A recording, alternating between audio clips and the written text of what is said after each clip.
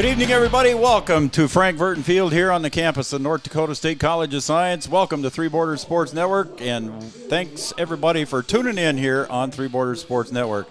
I'm Joe Schreiner, and I'm joined here by none other than Chris DeVries here in the booth with me tonight. Chris, thanks for joining me. Yeah, absolutely. Thanks for having me. I am excited to have you aboard here. Brian Watson and Raleigh are out in Wyndmere doing a 9-man game tonight, so they are out there, and I think we're going through the escorts already. He started a minute early on me.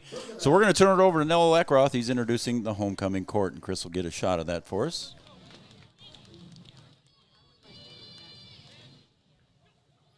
Next is Hattie Doctor, the daughter of Matt and Becky Doctor. She is escorted by Jackson Fleetfoot. He is the son of Ashley Fleetfoot and Gary Fleetfoot.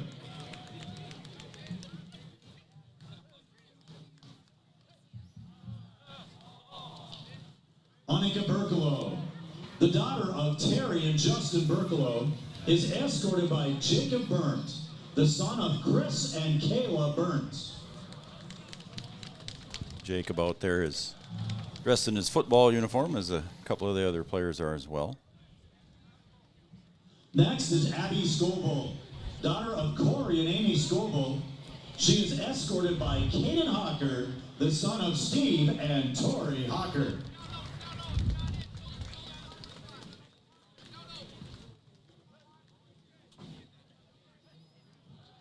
Next is Reagan Wohlers, the daughter of Jill and Tim Wohlers. She is escorted by Bo Arnstein, the son of Rick and Misty Arnstein.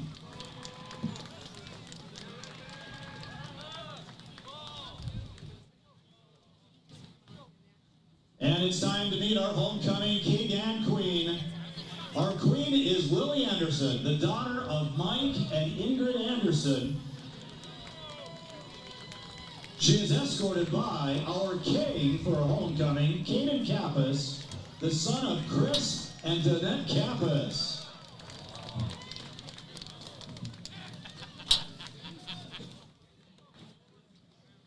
So Caden and Lily, king and queen, and Chris has got a shot there of the whole homecoming court. And our entire homecoming court, a big round of applause. There they are. And happy homecoming, everybody. The King's going to trade in his crown for a football helmet here in a few minutes. I think he's got his helmet in his hand. Yeah, the boys do, as they're going back out now for warm-ups. Again, welcome everybody to Three Borders Sports Network, and Chris is going to readjust his shot here, and welcome everybody to EDC North Dakota High School Football Class A style. And tonight we have the Jamestown Blue Jays visiting here in Wahpeton, taking on the Huskies. And tonight, Chris, the Jamestown Blue Jays coming in here at 4-0, Huskies at 2-2.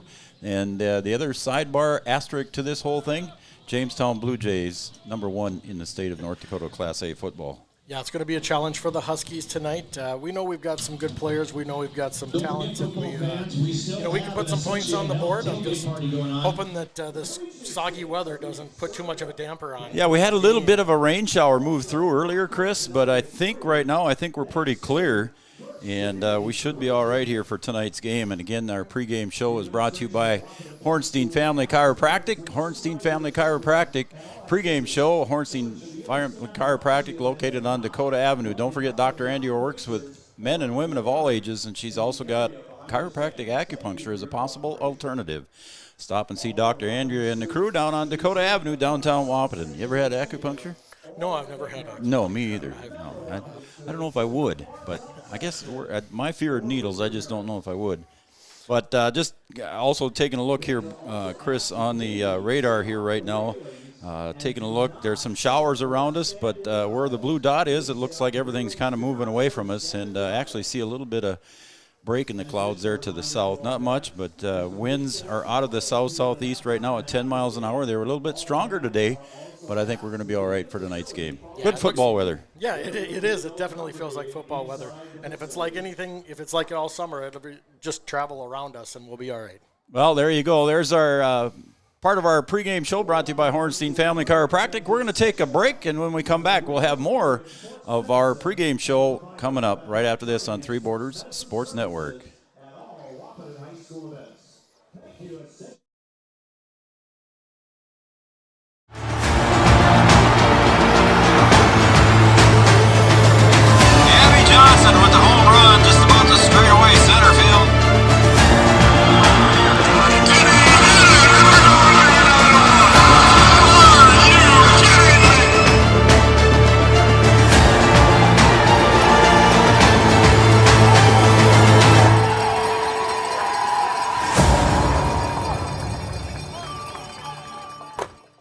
Three Rivers Crisis Center is offering support to survivors of domestic violence, sexual violence, and child abuse in Richland County for now over 25 years.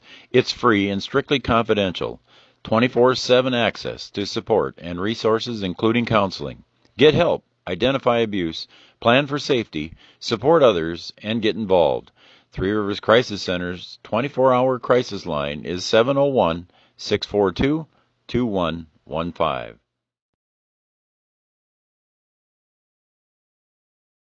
Your first car. It might not have been perfect, but that didn't matter. You loved it because you worked hard for it. You took care of it, and it took care of you, your friends, and maybe that someone special. And through it all, we were there working with you, for you, to make sure it was a smooth ride. Then and down the road. Farmers Union Insurance. More choices, great rates, local agents. Your first... Bold Print in Wahpeton is your local provider for all of your printing and promotional needs, including custom decals, which is a great way to promote your business. Bold Print also has custom framing and unique personalized gift ideas. Don't trust your family photos to an online company. Use Bold Print for all of your custom framing and canvas printing. Give them a call today, 701-642-2188, or check them out online, useboldprint.com. Washing your car just got a whole lot cheaper. With All Seasons Car Wash Unlimited plans, you can wash your car whenever you want for as little as $29.99 per month. You can even wash your pet at All Seasons Car Wash. So this winter, keep your vehicle and your pet clean with help from All Seasons Car Wash. Conveniently located at 1300 4th Avenue South, next to Tractor Supply Company in Wahpeton. To enroll in an unlimited car wash plan, please visit allseasonscw.com. Bundling auto and home insurance is a great way to save money and precious time. Amanda Frederick, your State Farm agent in Breckenridge, will make it easy and convenient with your local, fully licensed staff ready to help make sure you're protecting the things that mean the most to you. Their team is ready and knowledgeable in farm insurance, life insurance, business, home, and auto insurance. So stop by or call Amanda Frederick, your State Farm agent on Minnesota Avenue in Breckenridge, or call 643-8511. Have you ever considered chiropractic for your family? Dr. Andrea and the staff at Hornstein Family Chiropractic love to see families. With 16 years of experience seeing brand new babies, pregnant women, toddlers, teens, athletes, she cares for your family like it's her family. Join Hornstein Family Chiropractic at 715 Dakota Avenue in Wahpeton, and we will help your family grow up healthy. Call 701-672-1300 for the next soonest available appointment, because at Hornstein Family Chiropractic is a family affair. Thank you, Andrea.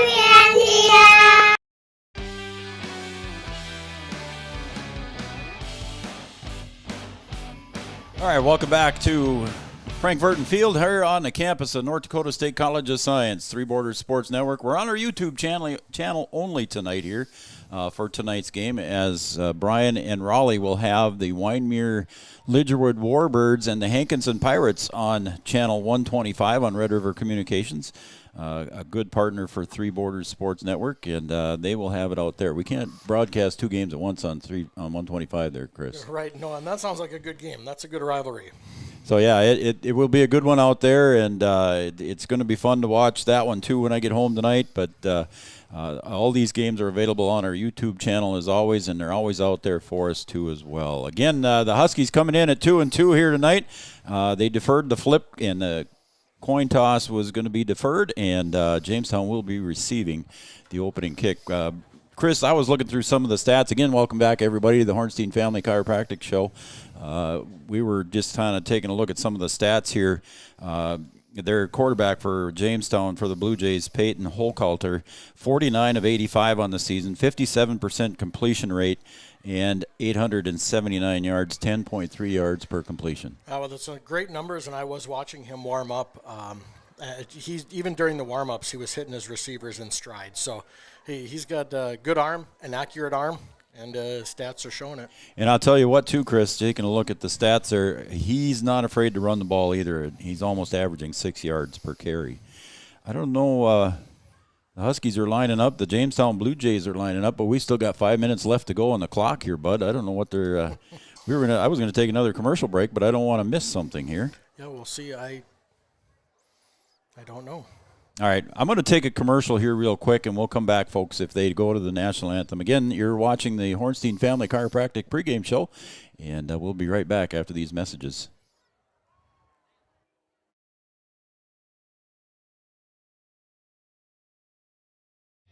Insurance is an important safety net for your family, your home, and your business. Carlson Family Insurance Agency is your local auto owner's insurance provider. At Carlson Family Insurance, they work for their clients, not the companies. Customer service and satisfaction is their #1 goal. Give Carlson Family Insurance a call for all of your personal, farm, business, and crop insurance needs. 701-672-6002 or at cfiagency.com. Carlson Family Insurance.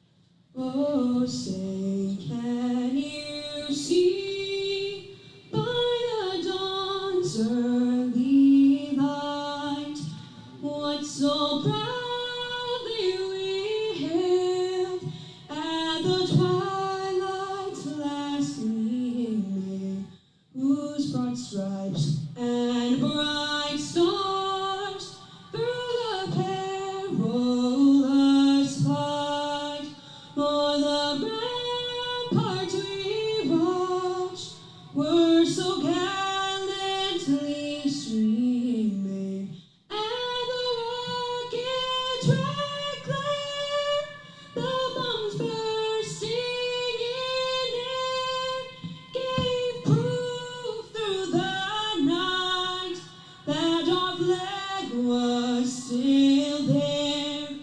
Oh, say does that star-spangled banner yet wave o'er the land of the free and the home of the brave? Well, that was a pretty good job. I'm not sure who that was. Elise Picken, yep. She did a nice job. I heard her one night at a volleyball game. She did a really great job with that, too. Yeah, nice she job. has the volleyball, basketball. We have a plethora of vocal talent at Yes, Wahpeton we High sure School. do. Maybe I'll get her for some baseball games this summer, too. All right, and we're going to turn it over to PA announcer Noel Eckroff for some special presentation. Longtime official Tim Campbell. Tim will be inducted into the North Dakota Officials Association Hall of Fame this winter. Tim has officiated sports for 40 years at a high level. He has officiated both football and boys basketball state championships. Please help us congratulate Tim with a round of applause on his induction. Well done, Tim, and thank you for your time. Way to go, Soupy. There you go. Soupy getting an award there at the North Dakota Officials Hall of Fame there, and that's a pretty special award for him. He did not know that was coming, folks, so that's kind of fun. We knew it was coming. Yep. Typical Tim fashion. He was not interested in that attention. All right, I'm going to leave it with our PA announcer, Noel Eckroth, and the introductions of both teams. Your Wahpeton Huskies! The North Dakota High School Activities Association and the Eastern Dakota Conference encourage and promote good sportsmanship by student athletes, coaches, and spectators. We ask that you cheer for your team and be respectful of the opponent. High school athletes commit to fair play, responsibility, and respect. We invite you to support our efforts. Moments ago, during the coin toss, Jamestown Blue Jays won the toss and deferred to the second half. Wahpeton will be receiving at the north goal line. It's time to meet the Jamestown Blue Jay defense. Beginning with defensive end number 59, Ethan Gall. The nose tackle is number 75, Lucas Mingman. At the other defensive end, number 52, Bo Nelson. Linebacker, number 13, Preston Gall.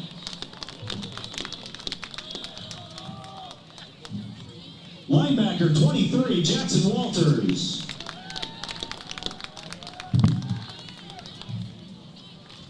Linebacker, number 37, Sam Maher.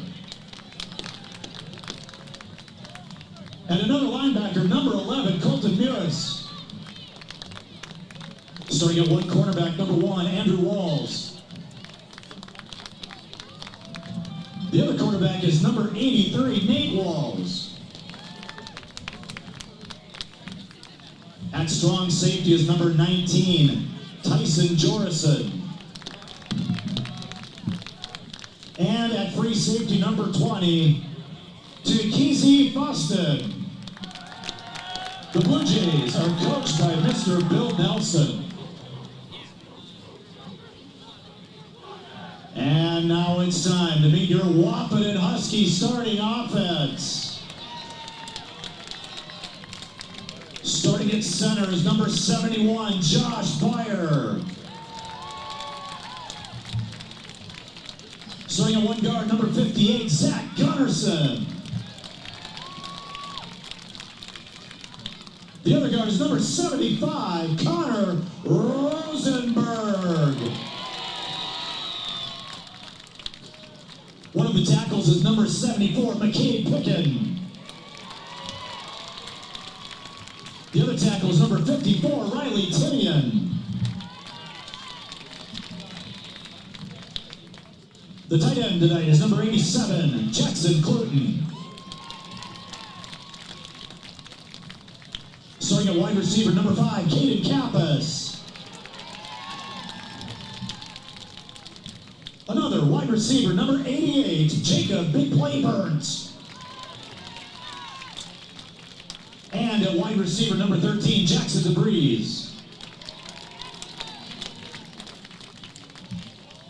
The running back is number 44, Trayton Mauk. And at quarterback, number 6, Bornstein. The Wahpeton Huskies are coached by Mr. Wade Gilbertson. The officials tonight are members of the Tri-State Officials Association and are registered with the North Dakota High School Activities Association. There is your starting lineups here, brought to you by Thrivent and Will Ulick. Thrivent, what are you invested in? Thrive with purpose. Our starting lineups are brought to you by Thrivent and Will Ulick. Thank you for doing that, Will. As always, been our sponsor here for starting lineups since our inception, and we appreciate it, as well as Farmers Union Insurance on the scoreboard. And Kyle DeVries, he's been with us since the inception of Three Borders Sports Network as well. And I thought it was the other way around, Chris, but the Jamestown Blue Jays won the toss, and they deferred to the second half. So the Blue Jays are going to kick off to the Huskies here, and we're just about ready to go. Again, our starting lineups brought to you by Thrivent and Will Ulick. See if I can run the computer and do everything here tonight, Chris. All I want you to do is run the camera, and I think you're going to do a fine job of it. I will do my best. Thank you very much. And here is the kick, and it's going to go down deep, and Trayton Mauk's going to watch it bound out of the end zone. It'll be a touchback, and the Huskies will get the ball up on their 25-yard line. So, yeah, a nice little presentation there to Soup Campbell, and he didn't know that was coming. We were told ahead of time, so Chris and I knew to get the camera on him, and good award there for Soupy to get that. He's been an official for a long time in the area.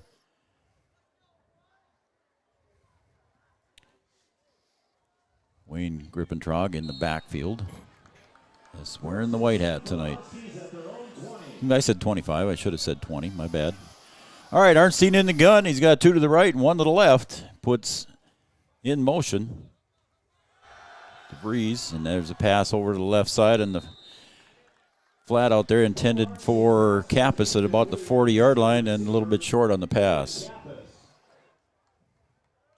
So it'll be 2nd and 10. The Huskies got to get a good start here offensively, Chris. They want to get something started here against the number 1 team in the state. Yeah, absolutely. Make a statement right away. Get some yardage, eat some yardage up, and hopefully come away with some points. And burn some clock. Yeah, right. If you get the points, that's okay too, but Now it's motioning as that's Burt into the line, and there's a fumble, but covering that one up there for the Huskies. And that was covered up by Trayton Malk. Yeah, the Huskies tonight from up here, Chris, wearing their black uniforms with purple numbers, and it is not easy to see some of those numbers sometimes. No, it's not, especially in this kind of right at the twilight here. It's not easy to see. We've got an equipment issue here for Jacob Burt, and he's going to come out here. And looks like that was a quick substitution there. Coming in for him is Nick Langenwalter. So they get it ready to go again. Play clock at 20 seconds. So the Huskies with plenty of time, and that fumble there, we're about 3rd and 15 from their own 15. Snap. Arnstein keeps it, and he's going to barely get back to the line of scrimmage. Maybe loses a yard on the carry, and a tackle on the defensive side there by Preston Gall. He's one of the leaders in tackles for Jamestown with 18 tackles. So not the way the Huskies and Coach Gilbertson wanted to start, Chris. No, that's not how it was written up for sure. Caden Kappas had been the punter as Burnt comes back in now. And Trayton Malk filled in for him admirably here for Caden Kappas. So Trayton Malk steps back into the punter position. Snap a little high, but he pulls it back down and goes off the side of his foot. Bounces at about the 38, and that's where it's going to be down by Jacob Burnt at the 39. So the Huskies gained a few yards there, but giving up good field territory now to the Jamestown Blue Jays and the number 1 team in the state. Yeah, it's rough to have them start on our side of the 50 already. So we'll see. We talked about the quarterback, Peyton Hochhalter. He's 49-85. He averages about 6 yards per carry himself. Josh Robertson, the leading carrier, averages about 5 yards per carry, standing in the backfield with him. He wears number 34. He's going to throw it right away. Looks and scrolls to his right and tackled from behind, but he gains 9 yards going up there and gets up to about the 30-yard line. It'll be second and very short.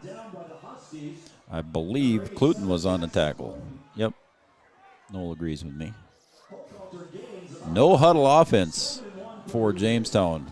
4 receivers out to the left. Hochhalter all alone. A little wide receiver screen here into the slot and getting up and forward to about the 21-yard line on the reception was Jorison.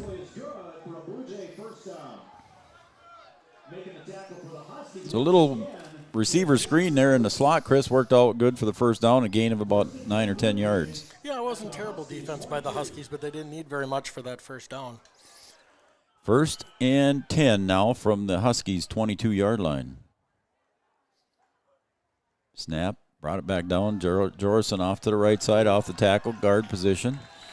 And he's tripped up in the backfield by the Huskies. I believe that was by Langenwalter, but it was enough for a first down, and it's going to be first and goal or 1st and 10 from about right on the 10-yard line? Looks like they're going to put the sticks away, so it's 1st and goal for the Blue Jays, already in the red zone here for the Jays. A handoff again to Jorison, and the Huskies stop him there. Maybe a gain of 1. I see getting up off the pile there was Logan Schwartz. Gain of maybe a yard and a half, maybe, Chris?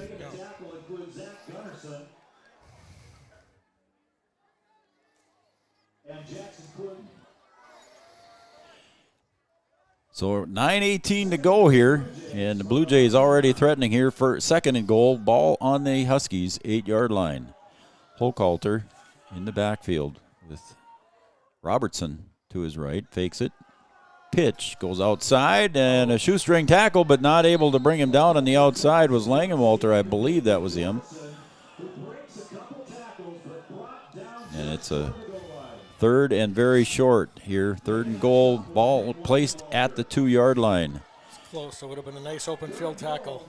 Hochhalter under center now. 2 backs. And it's a little jet sweep around the outside, and I believe he got in. Yes, he did. And that was Tyson Jorison on the carry for 2 yards. So Jorison carries in here in quarter number 1 at the 8:37 mark. So Jamestown marched about 40 yards there, Chris, in a couple of minutes and got a touchdown. Yeah, they moved quick. It's a quick offense. And on to kick is Sarah Sledo. Oh, and we got a flag here coming in from the side. Illegal procedure on Jamestown.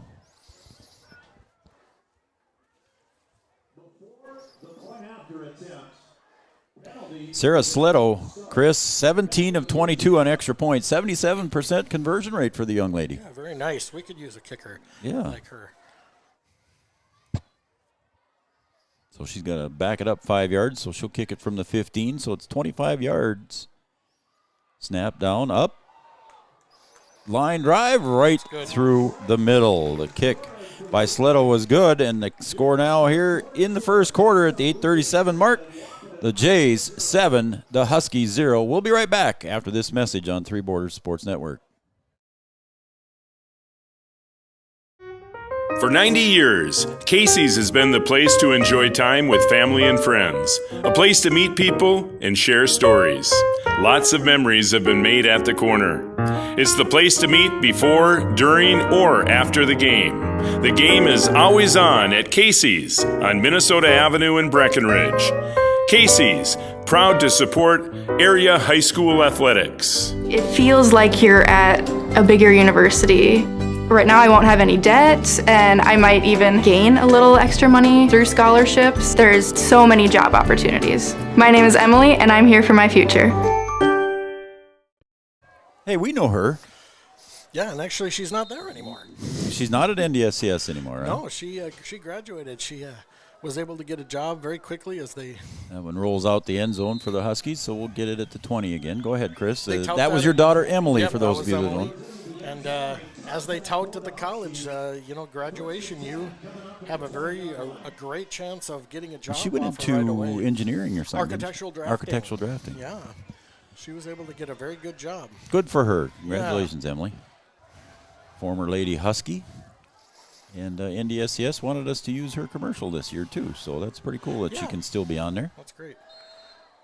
A lot of good things to say about NDSCS, I'm sure, as we are on the campus of NDSCS right now. 8:37 mark. Jays lead 7-0. Arnstein takes it. He's going to sweep to the left. Gets around the end and maybe gets forward for a gain of 2 as he's pushed out of bounds on the far side there. And I believe that was by Colton Mewis. So a gain of a couple there. It's going to be second and about 7 the way it looks. Good pursuit there by the Jays, Chris. Yeah, just not much room for anybody to get through right now. Again, the Huskies need to answer this. I don't make this so dramatic, folks, but the Huskies taking on Jamestown here need to have an answer. In motion goes Cluton. Snap.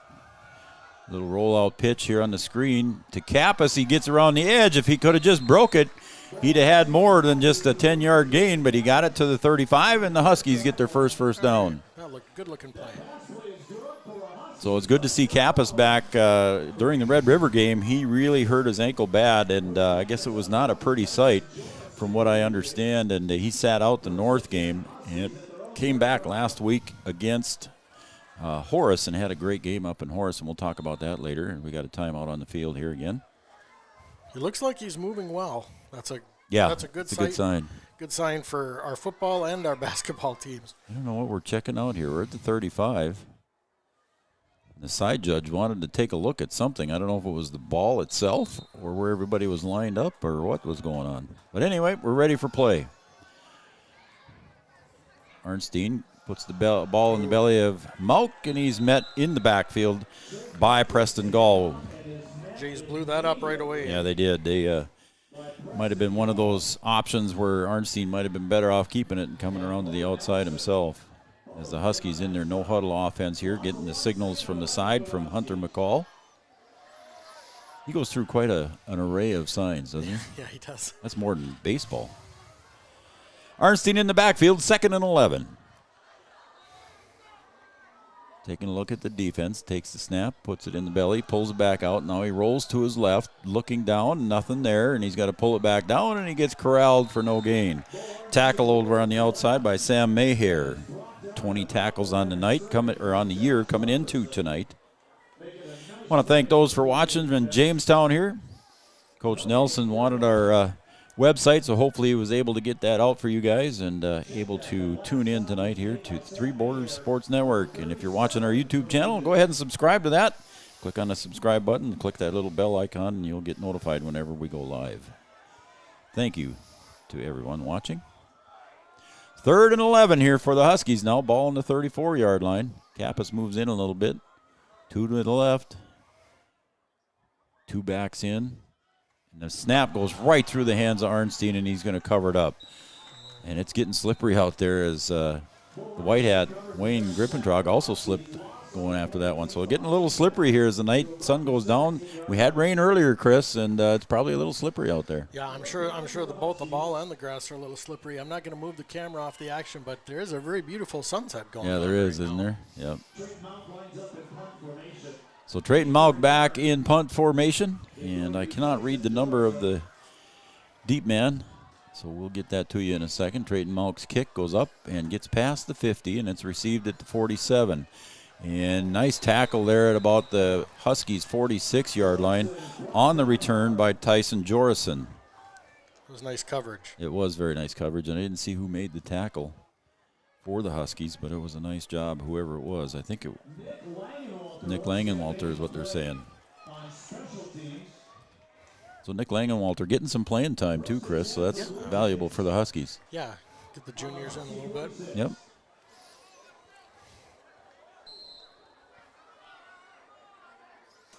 Again, in the shotgun here is Peyton Hochhalter. He's going to drop back, looking to throw the ball. Steps back and almost tackled in the backfield for a sack, and now breaking loose on the near side for the reception. And cutting back toward the middle and tackled at about the 28-yard line, tackled by Arnstein. But a good reception there by Nate Walls. Huskies almost had Hochhalter in the backfield for a sack, Chris. Yeah, you can see why he's got some good numbers. He escaped that pretty well. Yeah, he just kind of ducked out of the arm reach there. I think it was Cluten charging in on him. It might have been Burnt, but I think it was Cluten. Again, the Huskies with them black uniforms and purple numbers, folks. Not easy to see way up high here on Frank Verton Field.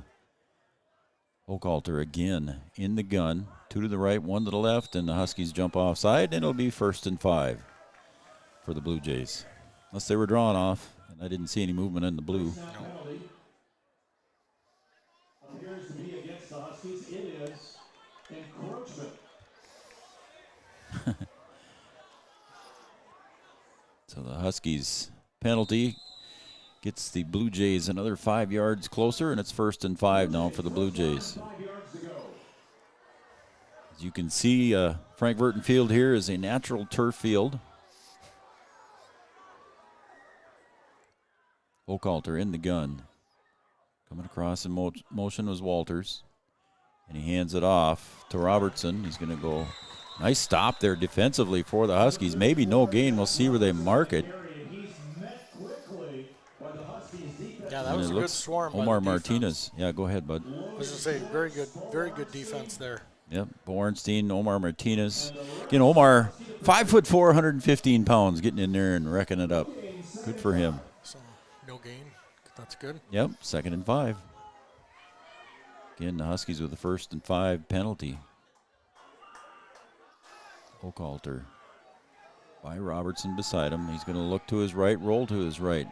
Now here comes pressure from back. We got a flag in the backfield. Pass was completed to Walters. He gets across the 5 to the 4, but we'll see what the flag is, Chris.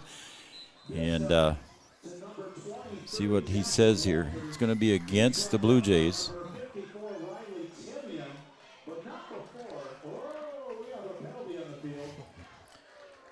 The goal line is not very easy to see tonight either. No, Joe. it isn't. It's yellow, and it's very tough to see. I don't know if it's just the paint fading out or what. I know Science does not play here tomorrow. I think they travel tomorrow, don't they? Yes. Yep.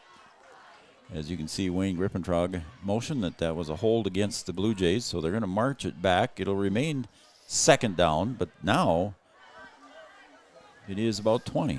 2nd and 20, 2nd and 21 maybe. We'll call it 2nd and 20 because that's what the scoreboard says. So Hochhalter got some work ahead of him, but I'm sure, Chris, they're probably in 4-down territory.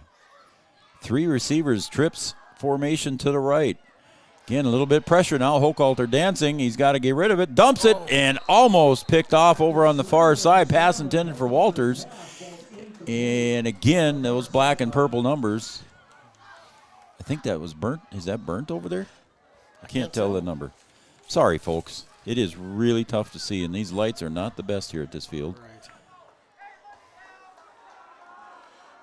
Yep, I cannot read that number. I'm sorry. I should know. Just by his stature, it looks like burnt. But 3rd and 20, we're going to say. Trips to the left this time. One to the right.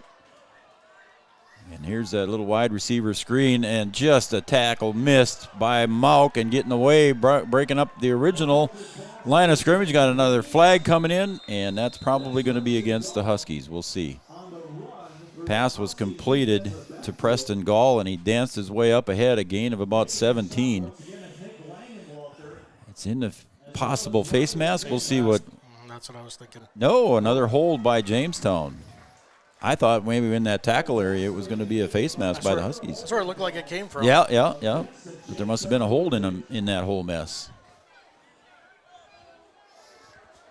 Checking in for the Huskies there. Zach Gunnarsson coming back in on defense. Coming out for a rest is going to be Big Connor Rosenberg. So it's 3rd and about 16, we're going to say. One to the left, one to the right, in the backfield. Robertson, he drops back, looks way to the left, going deep to the end zone, and in and out of the hands. It was a sure touchdown on the near side here by Nate Waltz, right through his hands, and Hochhalter laid that out perfectly, Chris. Yeah, that was actually a beautiful pass. I was trying to catch the camera up to it, just got it as it was bouncing off his hands. That was a nice pass. So Hochhalter laid it out there. I don't want to bring up bad news for the Bison fans, but it was Christian Watson kind of a situation there.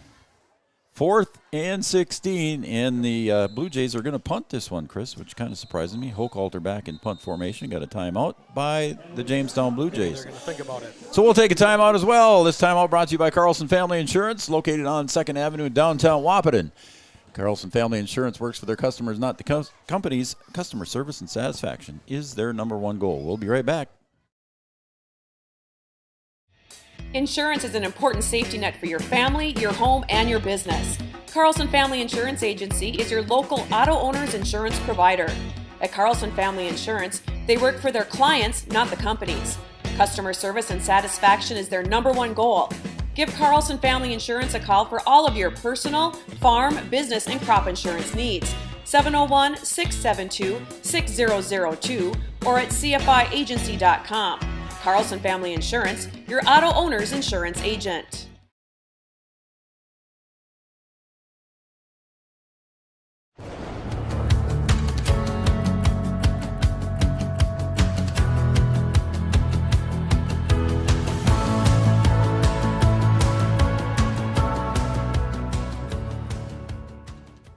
All right, the Jays decided not to punt. Hochhalter drops back, and he's looking deep to the right side. Good coverage on the outside, and they should not throw a flag on that one.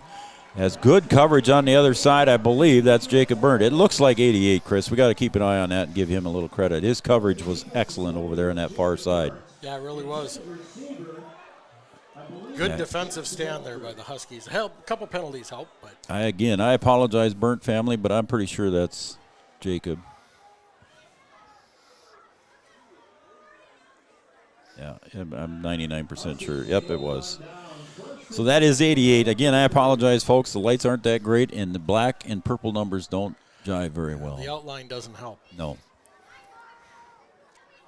All right, Arnstein in the gun. 1st and 10 for the Huskies, and he'll take it right back up the middle after he puts it into the gut of Mauk, but no gain on the carry, maybe a loss of 1. Walters on the tackle.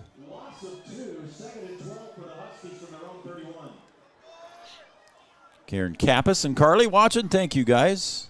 Appreciate it. They're always watching Three Borders Sports Network. Thank you, Karen and Carly. Got a couple other shout-outs here to go, Chris, but we'll do it after this play. 2nd and 12 for the Huskies. Arnstein puts it into the belly, pulls it back out, rolls right, looks up ahead. There's Kappas on the catch at the 35, gets pushed out of bounds, and a gain of about 9 yards here. It'll be 3rd and short for the Huskies. Nice little kind of coming across the middle there. Kappas made the catch and the reception, Chris. Yeah, very similar to his first catch. Yep. I like that play. So Arnstein rolled out there. It's going to be 3rd and a long 2 for the Huskies at the 41-yard line. First down here would be huge for the Huskies. Nobody in the backfield alongside Arnstein. He puts Mauk in motion. And I think they got the Jamestown Blue Jays to jump for the first down. So good play there for the Huskies as the Jamestown Blue Jays were keying on something. Yeah. Got maybe a little Aaron Rodgers hard count there. Yeah, maybe that's what it was. Yeah, one of your favorite players. Right. I'm not going to say it's my favorite player, but I'm going to say it's your favorite player. And here I just moved that camera. I'll get that back there, folks. 1st and 10 for the Huskies now at the 46-yard line. Arnstein drops back. Now he pulls it back down and, floats it up ahead. What a catch off the fingertips. And made the catch was Trayton Mauk at the Blue Jay 32-yard line. What a catch there, Chris. That was a very nice play. Very nice. It was just he let him a little bit too much, but with Trayton's speed, he caught up to that thing and made the catch. It rolled off his fingers, and he caught it on the second rebound. What a nice catch by Trayton Mauk. 3 to the left and in motion coming this way. And back again is Kappas into the slot, and he'll be moving. Arnstein takes it right back up the middle, dances to his left, gets across the 25, inside the 25 to about the 23. A gain of about 7. We'll see where they mark it. Nice gain on first down. Huskies approaching the red zone of the Blue Jays. 2nd and 2, a long 2 for the Huskies. Huskies in 4-down territory, I would assume. 2 to the left. In motion goes Cluton, and another jump here by the Blue Jays on the near side. I believe that was Bo Nelson with the jump. It was. So that'll give the Huskies a first down, Chris, and just what they needed here to get inside the red zone. Yeah, get some momentum after that stop and then move down the field. And the crowd getting into it on homecoming here at Wahpeton High School. 1st and 10. The 19-yard line. Arnstein takes the snap, puts it in the belly, throws it over on the flat to Kappas. Is he going to break it? And he gets a shirt-tail tackle on the outside there by Walters. And Caden with a nice gain on the reception of about 7 or 8 yards. We'll see where they mark it. Looks like it's going to be 2nd and a long 3. You mentioned the crowd, Joe. It's a pretty good crowd for what looked like it might be some rain tonight, so they're coming out. Student section's big again tonight. Huskies making a move with 1:45 to go here in the first quarter. Huskies moving to the south. Arnstein looks to the corner. Kappas goes up. Does he make the catch? It rolls out of his hands. Good coverage on the outside there by Walters. And Caden brought it down, but when he hit the ground, it bounced out of his hands. It was very, very close in the corner. Caden had a good week last week against Horace. Huskies had 168 yards passing total. All right, 3rd and 3. Huskies got to look for the first down here before they can get anything else going. Again, Huskies probably in 4-down territory. We got a whistle and a flag again from the side judge.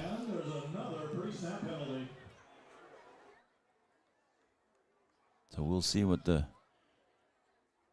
they call here. Illegal procedure against the Huskies.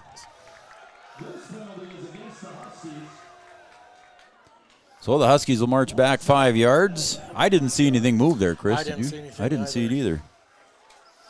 So the Huskies marched back 5 more yards. And the Huskies will be honoring alumni here tonight. We'll get through that list too as well sometime this evening. So here come the Huskies now. Coming across is Kappas to the right. He'll set up in the slot position. Here comes Arnstein rolling to his right, getting pressured. And there's 3 or 4 Blue Jays there taking him down at the 22-yard line. So the Huskies going backwards here on 4th down, Chris, coming up, and not where the direction they wanted to go, and it was second and short.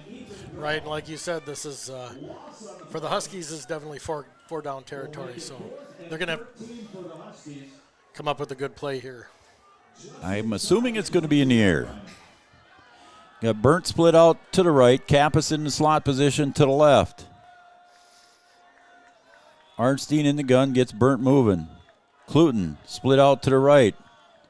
He looks to his left, steps up in the pocket, and the throw, is just out of the hands of Kappas. He let him a little bit too much. Kappas was diving for it right at the first down stick, but it was incomplete. A nice pass play there, just led Kappas a little bit too much, Chris. Yep, if he had it just a foot, probably he'd have had that, and it would have been the first down. But Yep.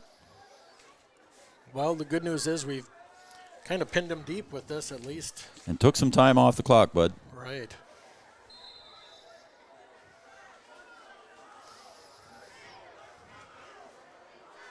All right, we're going to have the Blue Jays here, and Hochhalter on offense with the Blue Jays with less than a minute to play here in the first quarter.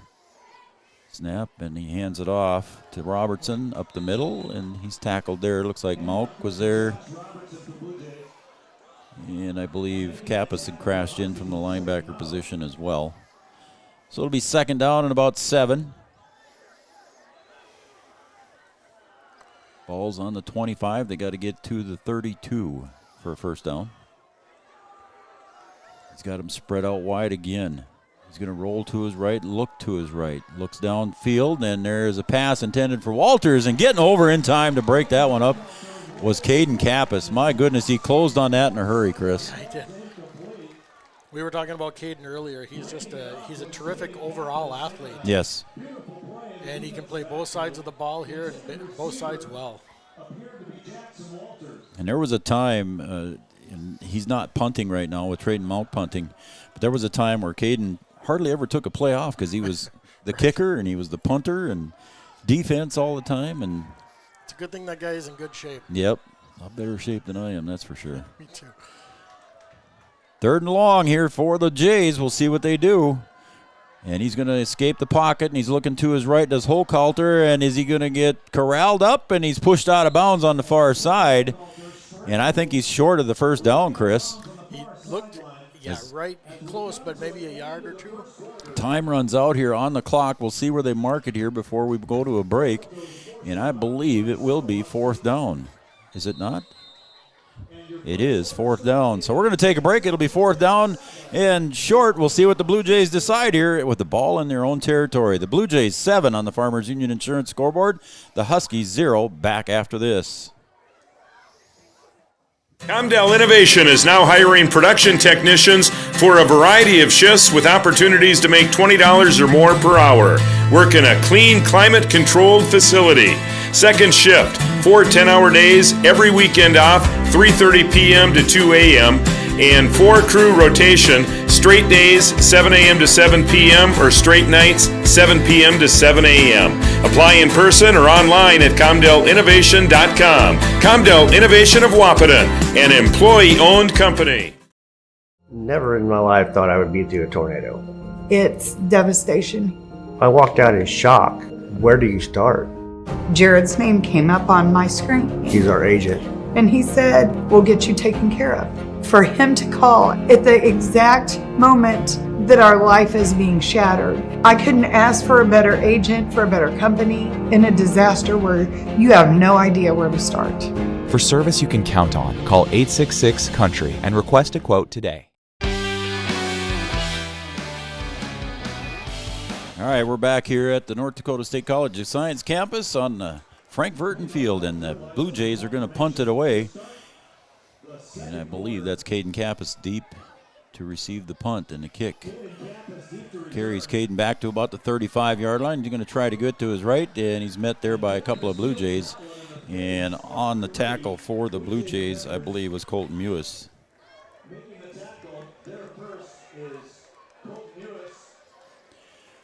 Hope we're pronouncing it right. That's what they told us to pronounce it as M-E-W-E-S, and they say Mewis is what we were told. So Jamestown folks are watching. That's just what we were told, folks. And instead of Foston Tua Casey, they just told us to call him Fozzie. So if I ever call Fozzie's name, he's out there. I just saw him on the coverage. Pass over to the near side, complete, and no gain on that play as Kappas is corralled, and maybe about a 4-yard loss on that one. 3-yard loss the way it looks, Chris. It's, they covered up Kappas quickly on that little wide receiver flare. Yeah, they did. Just no time to get his speed going. Well, second and about 12 or 13. Again, like you said, Chris, nice crowd here. The student section, very well represented. Yeah, really good to see. Snap, puts it in the belly of Malk, pulls it back out. It's tipped at the line of scrimmage, but Kappas come up in time to make the catch. I think it might have been, no, that might have been Fozzie that actually tipped that one. He was over in that area. Fozzie might have actually tipped that one. Kappas still made the reception for a gain and gets back to the 3rd and 8 position.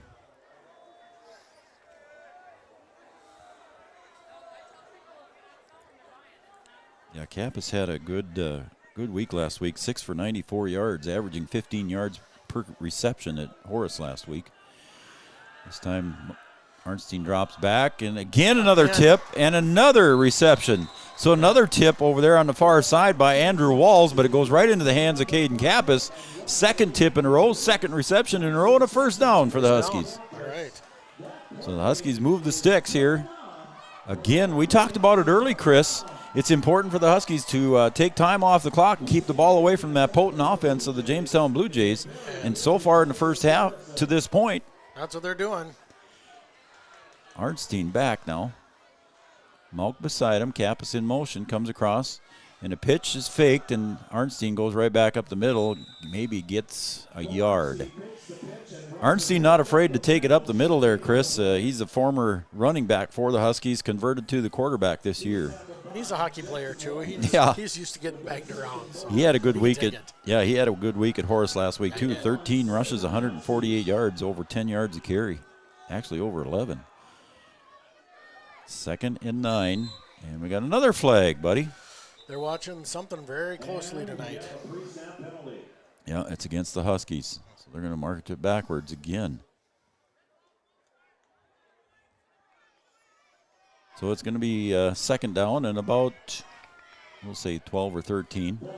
Again, Raleigh and B-Dub and my son Adam are out in Wyndmere tonight. That's on Channel 125. The Warbirds, it's their homecoming tonight too, as well, as they're taking on the Hankinson Pirates. That's on Channel 125 and also on our YouTube channel.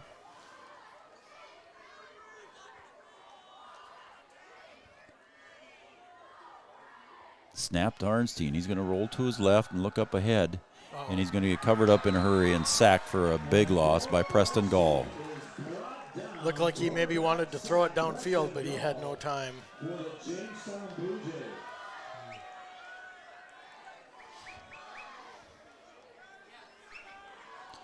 The Klostermans are watching tonight, so thank you to the Klostermans. Go Huskies.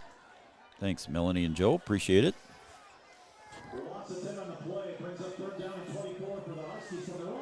So it's going to be 3rd down and a long ways. Gonna have to cook up something good here. And again, now they blow the whistle and a timeout. I thought the Jamestown Blue Jays were going to jump off there, Chris, but this timeout brought to you by Carlson Family Insurance. We'll be right back after this message.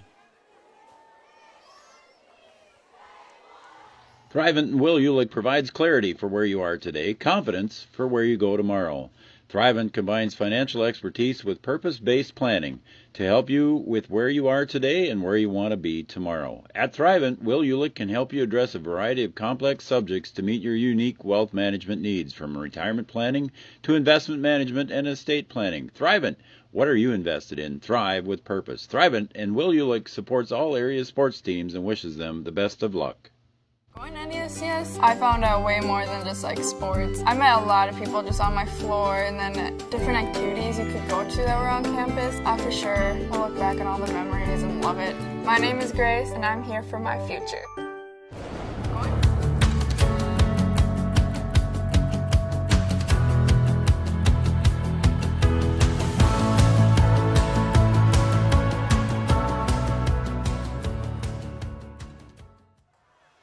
All right, welcome back, everybody, to Three Borders Sports Network. Huskies third down, and it says 24 on the scoreboard, so we'll go with that. Nobody in the backfield alongside Arnstein. He'll drop back. Kappas cuts across the middle. Now he goes deep. He's double teamed down there deep, and he throws it down in the area of Caden Kappas and Trayton Malk. I don't know who it was intended for, but it's incomplete. He had some, there was good protection, too. Which couldn't connect. He did have some time to throw that one. Yeah, we just couldn't connect on that one. Yep. The Geffreys, I'm sure, are watching in their garage on the big screen. They're having a little shindig tonight. In fact, I was invited over afterwards, so I might have to stop by and see Brian and Lori and the crew.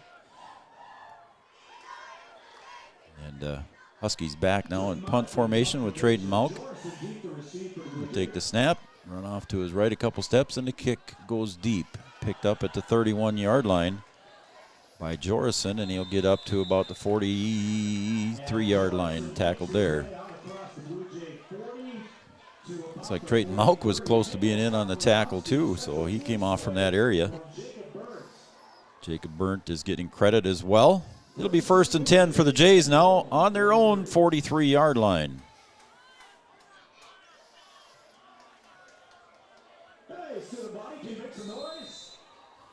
All right, we're signaled ready for play. Less than 8.5 to go. And the handoff goes to Jorison around the pitch on the left side.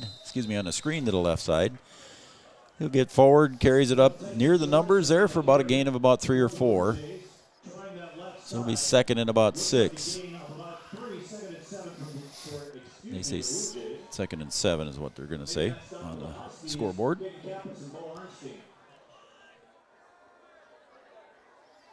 Joe Schreiner, Chris DeVries on the camera tonight. Chris's first action here, so thank you, Chris. Yeah, absolutely. Snap and a handoff. Goes up forward, carries it up. It's going to be 3rd down for the Blue Jays on the carry by Robertson. Again, Robertson averaging 5 yards a carry, Chris, and he just takes it right up the middle and says, "Here I come." Yeah, it's you've got something. His carries get halfway to a 1st down on one carry. That's impressive. Yeah, and Hochhalter averaging 5.8 yards a carry. So, between the two of them, they can get a 1st down on 2 carries on the average. Snap, Hochhalter fakes it, gives it off to Robertson. He'll go up the middle, and he'll carry it forward for the 1st down, gain of about 7. So it'll be 1st down into Husky territory at about the 42-yard line, maybe the 43, right in the center of the field almost. Again, the rain, we had rain earlier and a little bit slippery on the natural turf out there. Temperature in the mid-50s, overcast sky. Oh, and Robertson might have bumped him, but he picked it up, did Hochhalter. He gets pressure, and he just throws it in the middle of nowhere. Walters was in the area, and it will be 2nd and 10. Good pressure there by the Huskies, Jackson Cluton. Trayton Malk was chasing as well. I've been impressed with the Huskies' defense so far tonight. They've been playing very well. Yes, very well. They've been attacking the ball. No big plays so far. And this is a non-conference game for both teams. Huskies coming in at 2-2. The Jays at 4-0. Hochhalter, 2nd and 10. They forgot to switch it? No, they do. Gives it off to Robertson around the left side, around the left tackle. He gets around, breaks it through. He's got up more than a 1st down. Gain probably of about 25 yards for a 1st down for the Blue Jays. Just like that, they're in scoring position. He looks like one of those guys that has that low center of gravity. Yeah, that he can he does, doesn't he? Yeah, burst his way through, but he's also got that speed. Ball placed right on top of the 20-yard line, so they are in the red zone. 1st and 10 from the 20. Hochhalter off to the right, and just trying to come over in the safety position was Nick Langenwalter. Mad at himself there. Almost went through his hands on the pass intended for Jorison. Yeah, he read that well. Yeah, he came over in the safety position just to cover that and give out help there, and he came up the backside. He almost picked it off. That would have been good for the youngster. He's fun to watch on the baseball field, too, as well, isn't he? Yeah, he is. He's a good ball player. So it's going to be 2nd and 10 from the 20. as we approach the 6.5-minute mark here in quarter number 2. A 7-0 lead for the Jays on the Farmers Union Insurance scoreboard. Robertson goes back up the middle, and they're just going to keep hammering away at that defensive line for the Huskies, and they push him backwards, but he did get forward for a gain.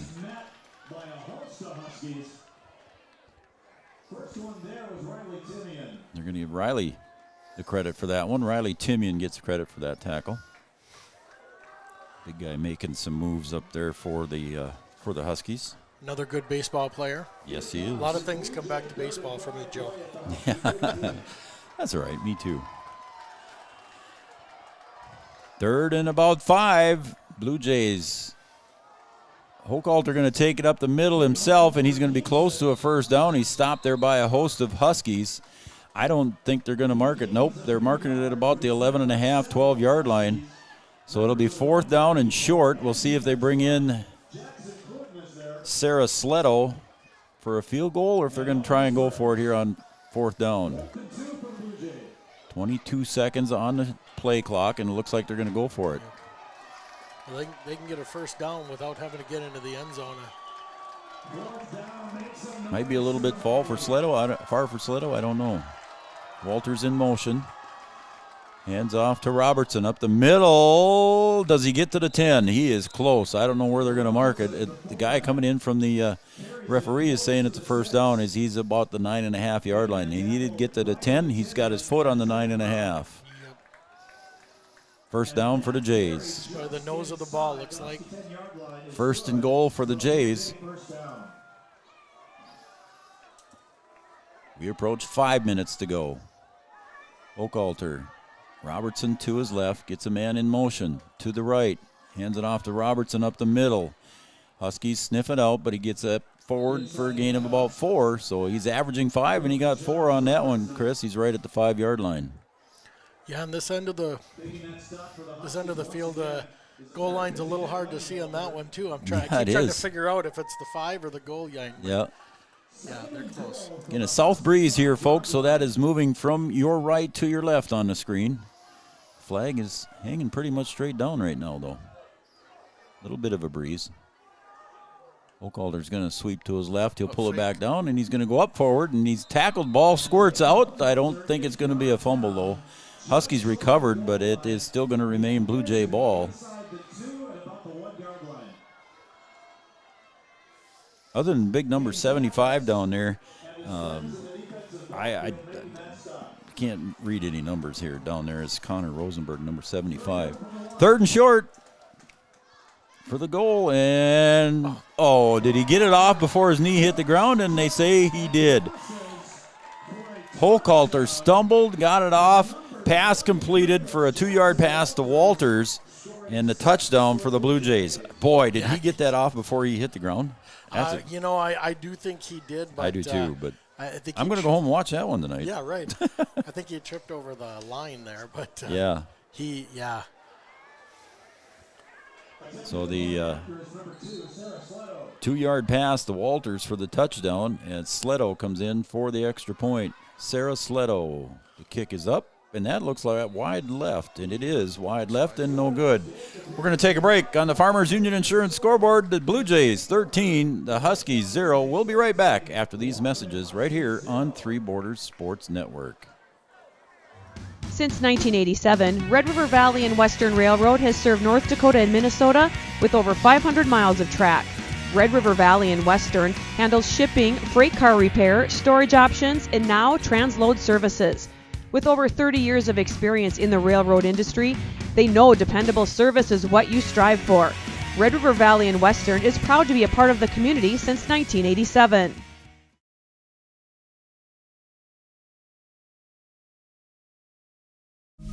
No matter what time of year, a farmer's relationship with Red River Grain never changes. Red River Grain works shoulder to shoulder with area farmers, drying, cleaning, and marketing your grain to attain the highest possible profit for you. Red River Grain has been saving farmers for years, rewarding them with reasonable prices on purchases and fair deals when they sell. Talk to Kelly or Brett. Back here at Wahpeton versus the Blue Jays, and bringing it up across the middle to about the 35 on the kick return was Trayton Malk. Not a bad return there. Very nice return for Trayton Malk. They came back a little bit early, so we'll be sure to come back and play the Red River Grain commercial in its entirety after we get a chance. Don't forget we can stay tuned for our Red River Grain post-game show coming up at the conclusion of this game. So a 13-0 lead here for the Blue Jays. Huskies looking to get some points on the board before the end of the half. They have plenty of time to do it and a couple of timeouts left too, Chris. So Arnstein right in the screen, right back up the middle. Malk gets up, gain of about 5 on the tackle there as he gets up and kind of slips there, but the tackle by Mewis. Colton Mewis. You know, really the offense has moved the ball all right. We've just shot ourselves in the foot a couple times, and it's cost us a chance to get into the end zone. Some penalties hurt for a while too. Speaking of shooting yourself in the foot.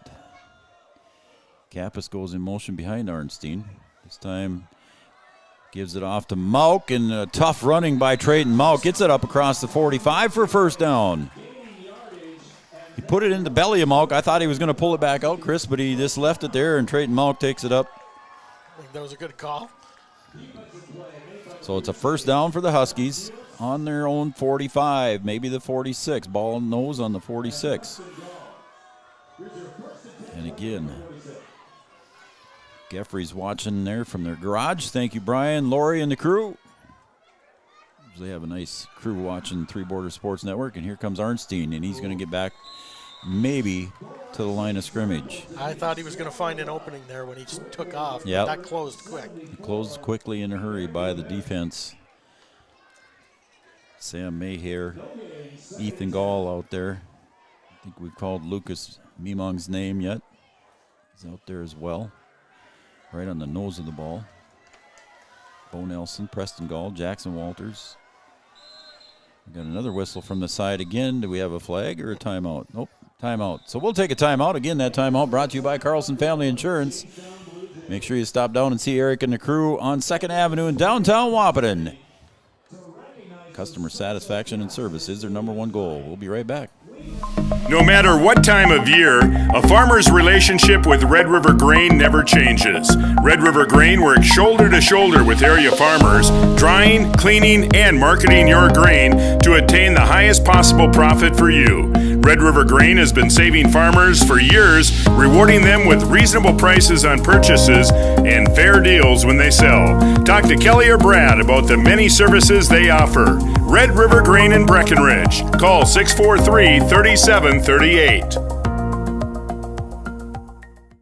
First kid in my family to have graduated from college. And then at NDSCS, they told me, hey, look, you can get credits for this, you can go further. So I start to see like my horizon broaden up. I'm going to be pretty unstoppable. My name is Julie, and I'm here for my future. All right, welcome back to Frank Verton Field at the campus of North Dakota State College of Science. 2nd down and 10 for the Huskies. Coming across in motion is Burnt. He'll set up in the slot position. And the pass intended in the slot there for Kappas, and he gets up ahead for a gain of about 6 yards. So that little slot pass there, and I don't even want to say that it's a slant pass. It's just kind of a quick pass into the flat there. And yeah, it's been working. It's been working for the Huskies, getting 5-6 yards at catch. Yeah, it helps when you've got someone who can get physical in the middle there. Yep. So it's 3rd down and 5. Now ball right at midfield for the Huskies. 2 to the left, 1 to the right. Snap low. Arnstein picks it up. He's got a scramble. Gets it across, and a nice crossing pattern there by Kappas across the 25, down to about the 21.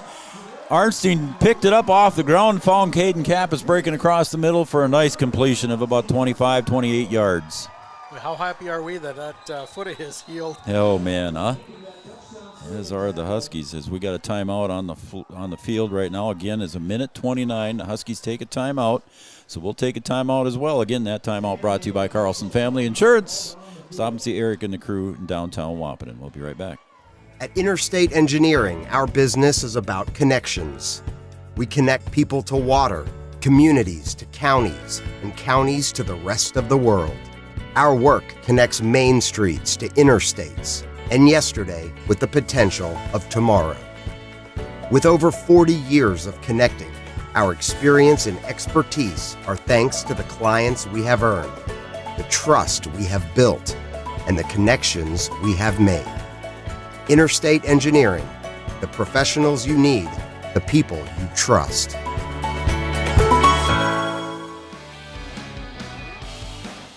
All right, here we go. It's 1st and 10 for the Huskies. Ball on about the 22-yard line. Snap to Mauk, and he's going to get maybe ahead for a gain of 2, and he's tackled there. Let's see if I can read the number here for Jamestown. 59, so that would be Ethan Gall on the tackle. He has a couple sacks coming into the year, does Ethan Gall. Huskies hurrying it up here with less than a minute to play.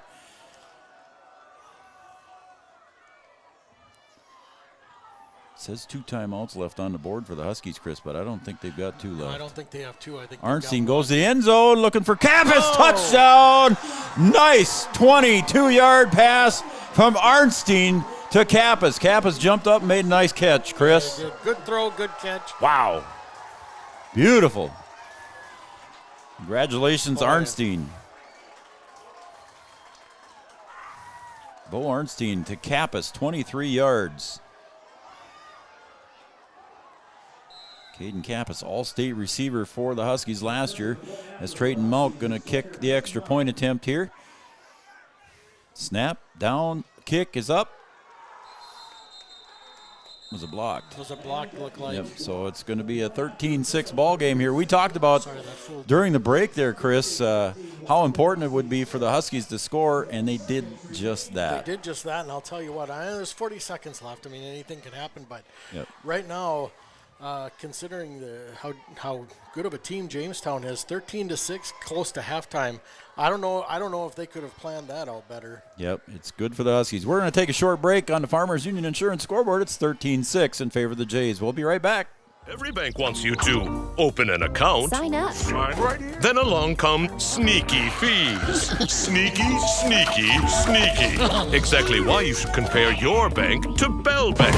At Bell, we don't nickel and dime you with fees on things like checking accounts and ATMs. If you hate sneaky fees, switch to a bank you'll love and give sneaky fees the boot. Bell Bank.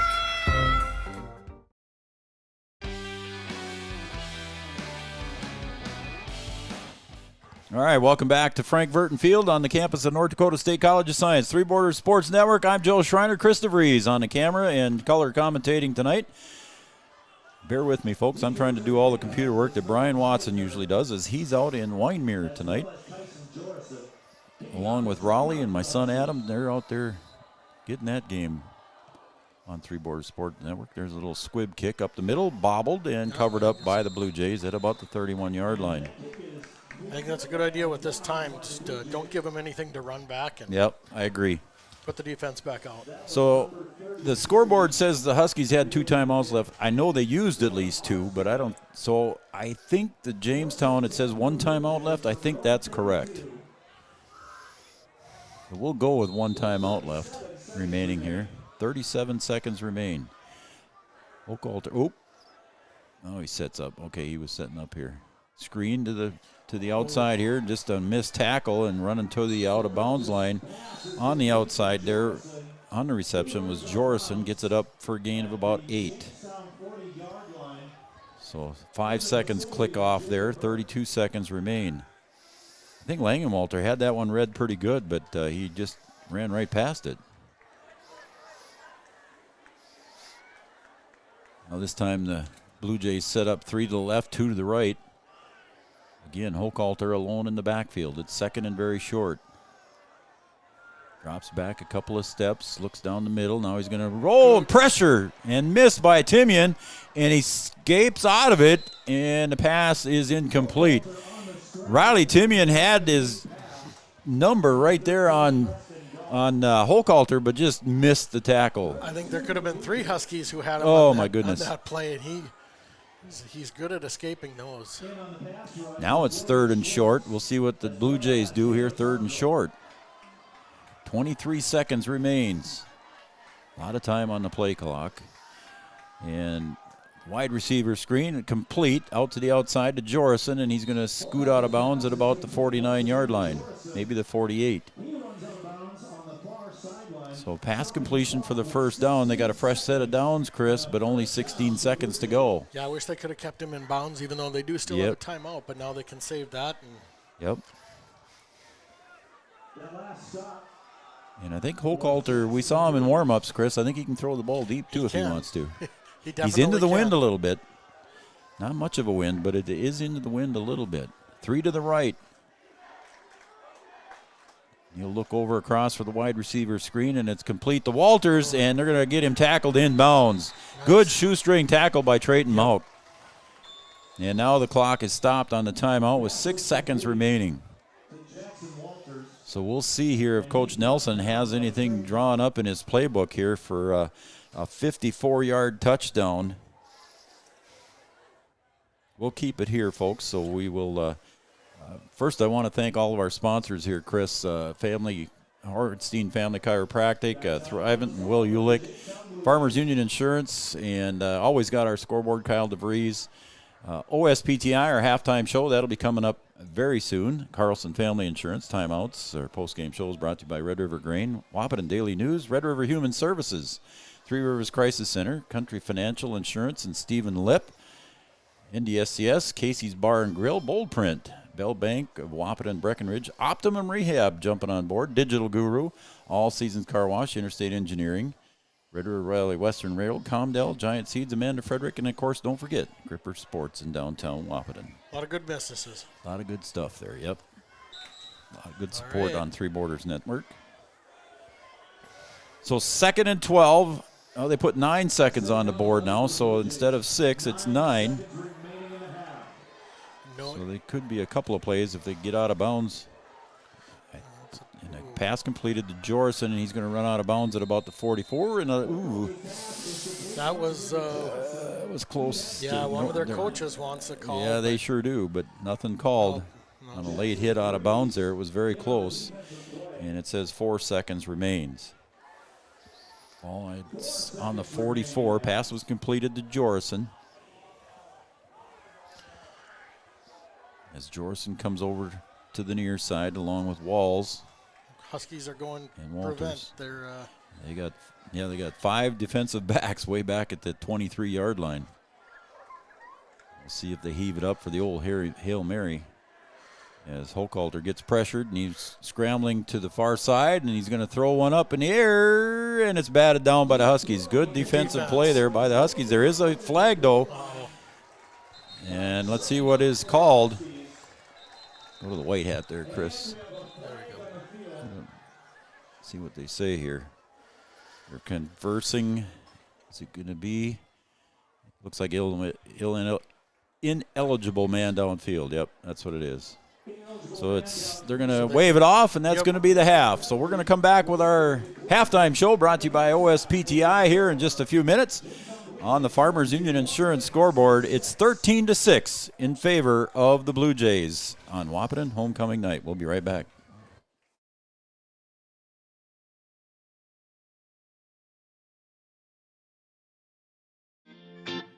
Quality still matters. That's the difference. That's the Giants difference. Giants works directly with farmers to ensure you're receiving the best Giants seeds in every bag.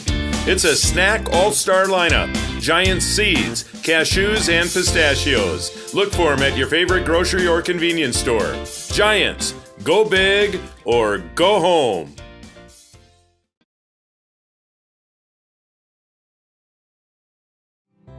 Have you ever considered chiropractic for your family?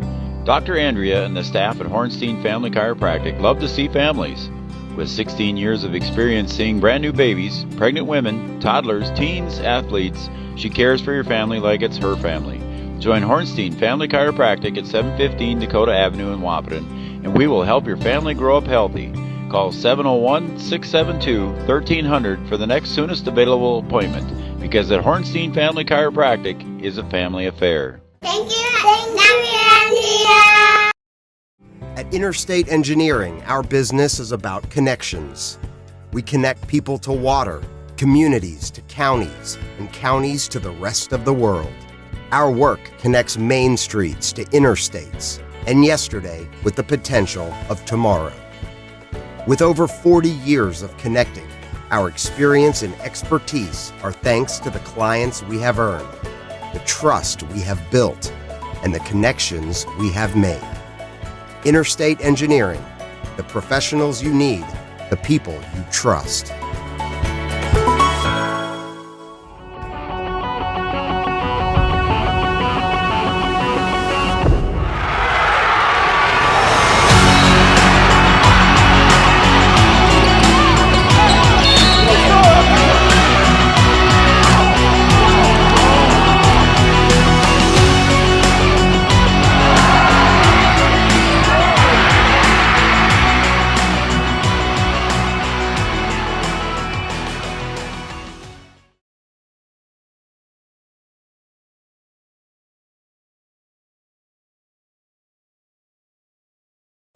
All right, as Noel Eckroth is recognizing some of the alumni that are here tonight, and we'll go through quickly here on the OSPTI halftime show. OSPTI, for all your physical therapy needs, contact the professionals at OSPTI with locations in Hankinson, Fergus Falls, and, of course, right here in Breckenridge, our halftime show. Don't forget that Jim Dotzenrod for North Dakota State Senate. Jim Dotzenrod is running for the Richland County District 25 North Dakota State Senate. He farms in the Wyndmere area, a graduate of NDSCS, a 4-year veteran of active duty. He's Legislator of the Year, received Legislative Vision Award, and served as an Ag, Education, and Finance Tax Committees. That ad was paid for by Dotzenrod for Senate Committee. So Jim Dotzenrod for Senate. In our halftime here at Frank Verton Field, it's 13-6 in favor of the Blue Jays. And see what... and where the crawdads sing. A favorite quote of Mr. Anderson's was, "Do what you love and love what you do." Some of the alumni being recognized here at halftime here for Wahpeton. Sam Anderson, Lyle Katz, Sean McCann, Norman Nossick, Mark Stutrud, and Jim Sturdivant. As you can see on Chris's camera there, they're all down there. Ned Cluton on camera there with the guys right now as they're walking them across here. Class plays and was a basketball student manager. So once again, Sam Anderson, Lyle Kath, represented I think by Preston down there. Sean McCann was here. I don't see Norma down there anywhere. Do you? It looks like Norma's going to be represented by Mike Connell, the way it looks, I would assume. Mark Stutrud and Jim Sturdivant as well. I see him down there too. I'm going to take another break here, Chris, and we'll be right back.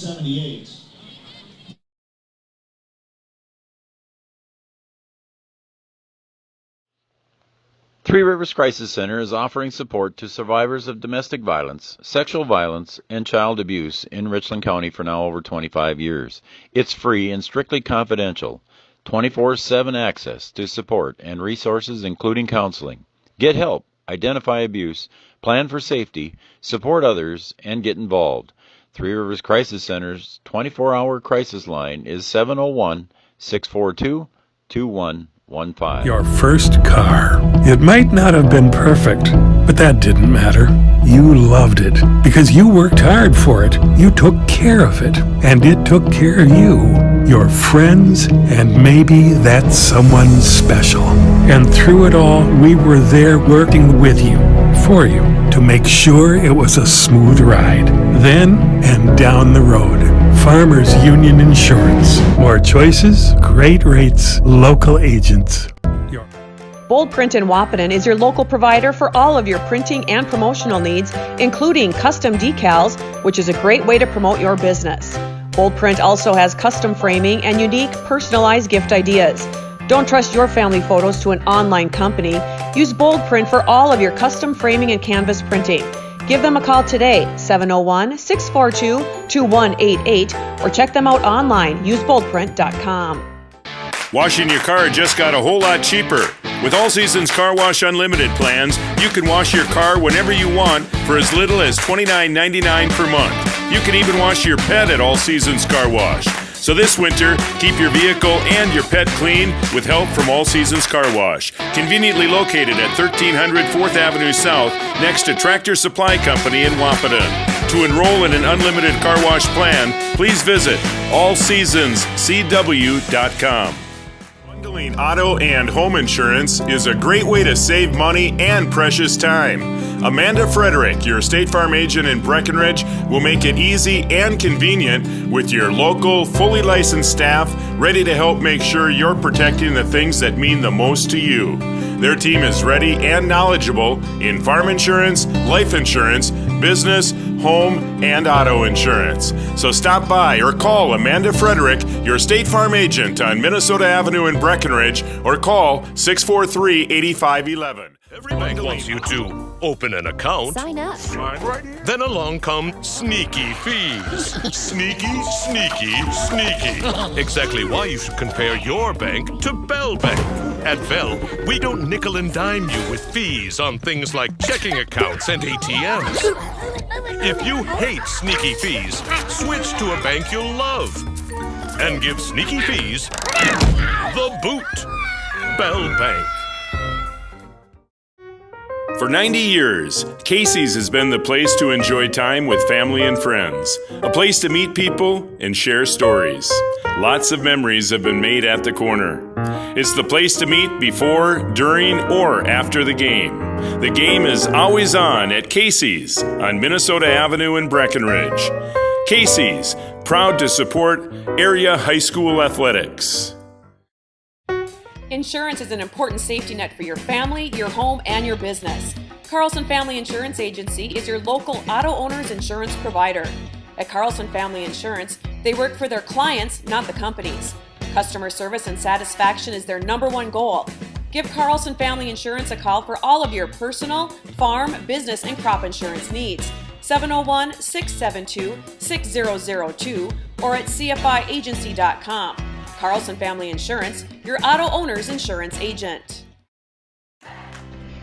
At OSPTI, our focus is on each individual's therapy needs, whether it be for speech, occupational, or physical therapy services. I'm Becky, a physical therapist at OSPTI, and I love being able to provide that personal care to each person that we see with clinics in Breckenridge, Hankinson, and Fergus Falls. You don't have to travel very far from home. From infants to athletes to adults, you can request OSPTI to meet your therapy goals.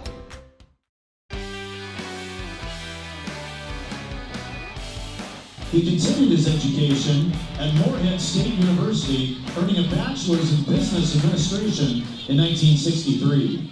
Jim served in the North Dakota Army National Guard from 1958 to 1962.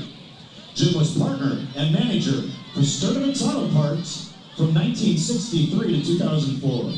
He served on Wahpeton City Council from 1986 to 2002 and served as mayor from 2006 to 2014. Jim organized and supervised 5th and 6th grade youth tackle football for over 40 years. A quote from Jim Sturdivant: "Volunteering is the ultimate exercise in democracy. You vote in elections once a year, but when you volunteer, you vote every day with about the kind of community you want to live in." Great words from a great man. Ladies and gentlemen, let's give our new Hall of Fame inductees a big round of applause. There you go. There's your Hall of Fame inductees for the Wahpeton High School. Some of them were WAPs. Well, most of them were WAPs, I guess, wouldn't they be, Chris? Yeah, they're all WAPs because I was the last class to be a WAP at WAP High. The next class was Huskies. So. You were a WAP, huh? Yeah, I was a WAP. I didn't know that. So Sam Anderson, Lyle Cath, and representing him was Preston Cath, Sean McCann, Norma Nosek. Everybody knows Norma. She does a lot of things. I think she's still very active out at the Bag Farm. Yes, she is. And everybody knows Norma. And Mark Stutrud, of course, Summit Brewing Company. And then, of course, Jim Sturdivant, part of the Sturdivant's Auto Parts Stores and former mayor of Wahpeton, North Dakota. I guess Sean would be the only Husky down there. He So did that would graduate after I did. So that would be your Hall of Fame inductees. All right, welcome back, everybody, to the halftime show brought to you by OSPTI with locations. At OSPTI, our focus is on each individual's. There we go. We saw Becky already once. We'll come back here. Our halftime show for all your physical therapy needs. Contact professionals at OSPTI with locations in Hankinson, Fergus Falls, and Breckenridge. OSPTI, our halftime show sponsor. Let's take a look here, Chris, quickly at the scoring here. It's 13-6 on the Farmers Union Insurance scoreboard here at halftime. And scoring, the Jays jumped out to their first drive, got their first score right away at the 8:37 mark of the first quarter. Jorson on a 2-yard run, and Sarah Sledo came on for the kick, and it was 7-0.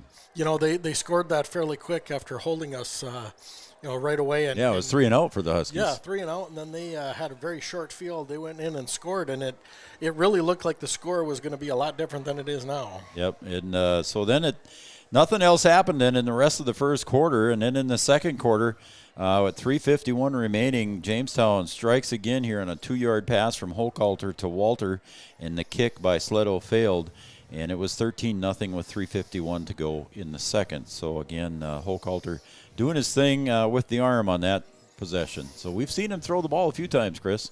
Yeah, we have. Not as much as I thought maybe we would, Yeah. and I don't know if that has anything to do with if the ball is a little slippery or if he's just feeling like his wide receivers can't get the traction out there. But the Huskies have just done a nice job of containing.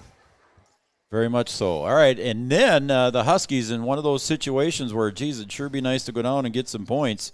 And look at there. There's a touchdown celebration there at the Geffrey Garage there. Everybody's having a good time there. I'm sure their favorite beverages in their hands, and they're cheering on the touchdown. And looks like, we'll just say Lori is having a good time. And then at the 40-second mark here, and a nice pass. He's completed a lot of short ones to Caden Kappas in the drive, Chris. And then with 40 seconds remaining, a nice 23-yard pass down the middle from Arnstein to Kappas. Yeah, I was going to say Caden was his favorite receiver, but I think it was his only receiver on that caught a pass on that drive. Yep, and the kick was missed there at the extra point attempt.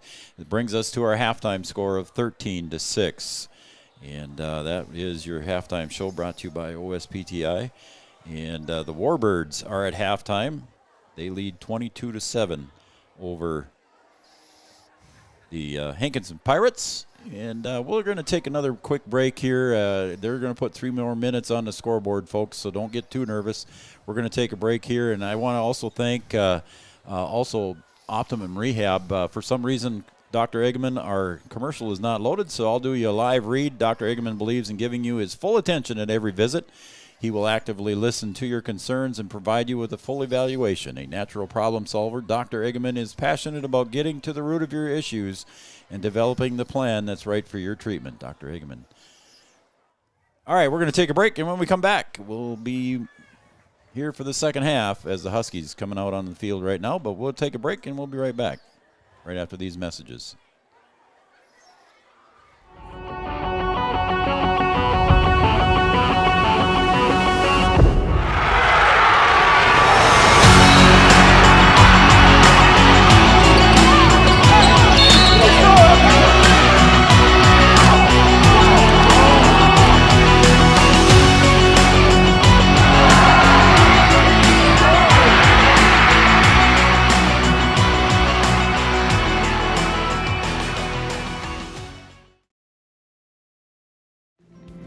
OSPTI offers pediatric physical, occupational, and speech therapy. We work with children of all ages that have a variety of conditions that may limit or delay their functional activities. Through therapeutic play, our goal is to help each child participate alongside their peers to their full potential.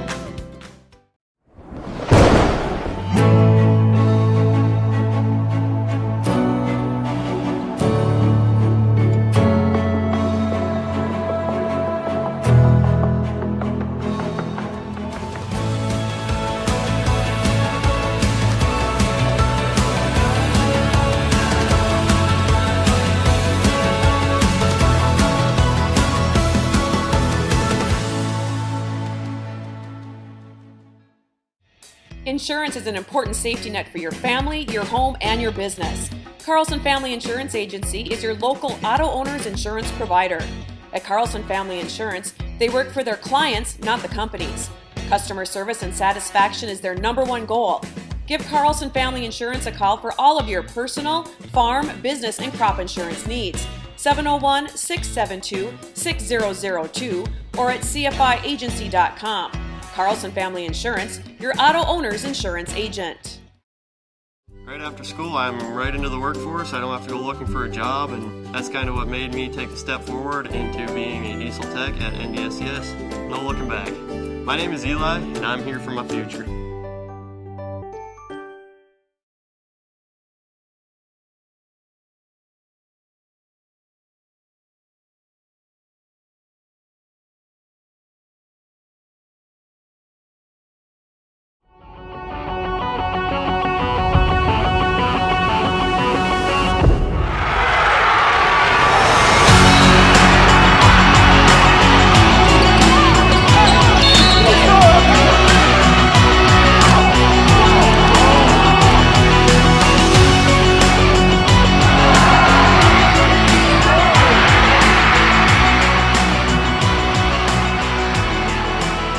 Comdell Innovation is now hiring production technicians for a variety of shifts with opportunities to make $20 or more per hour. Work in a clean, climate-controlled facility.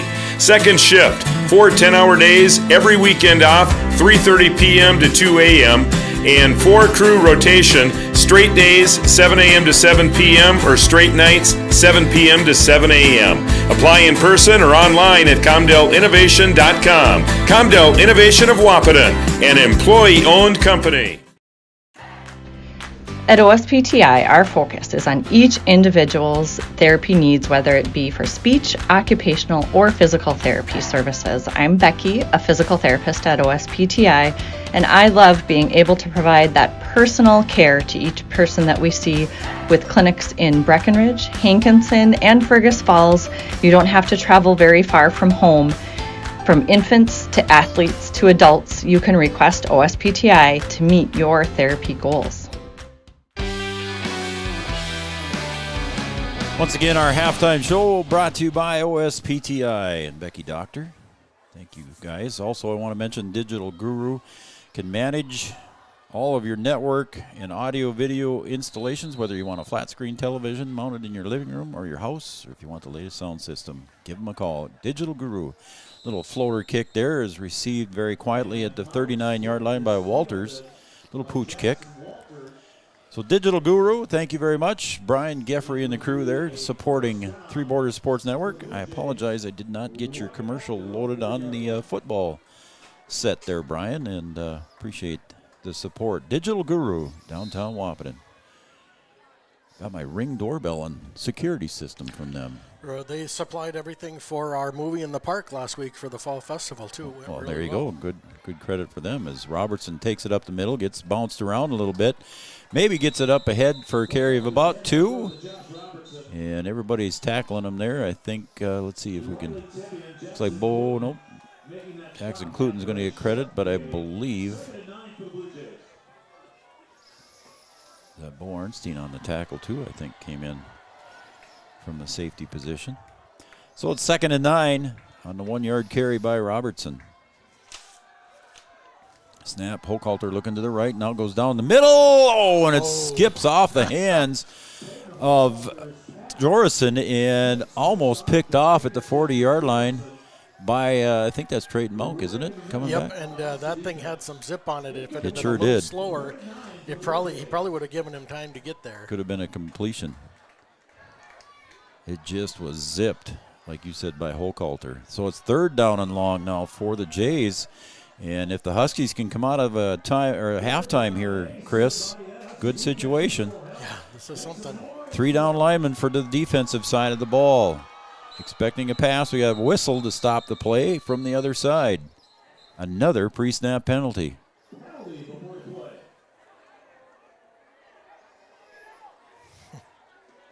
Illegal procedure against the offense is the preliminary signal.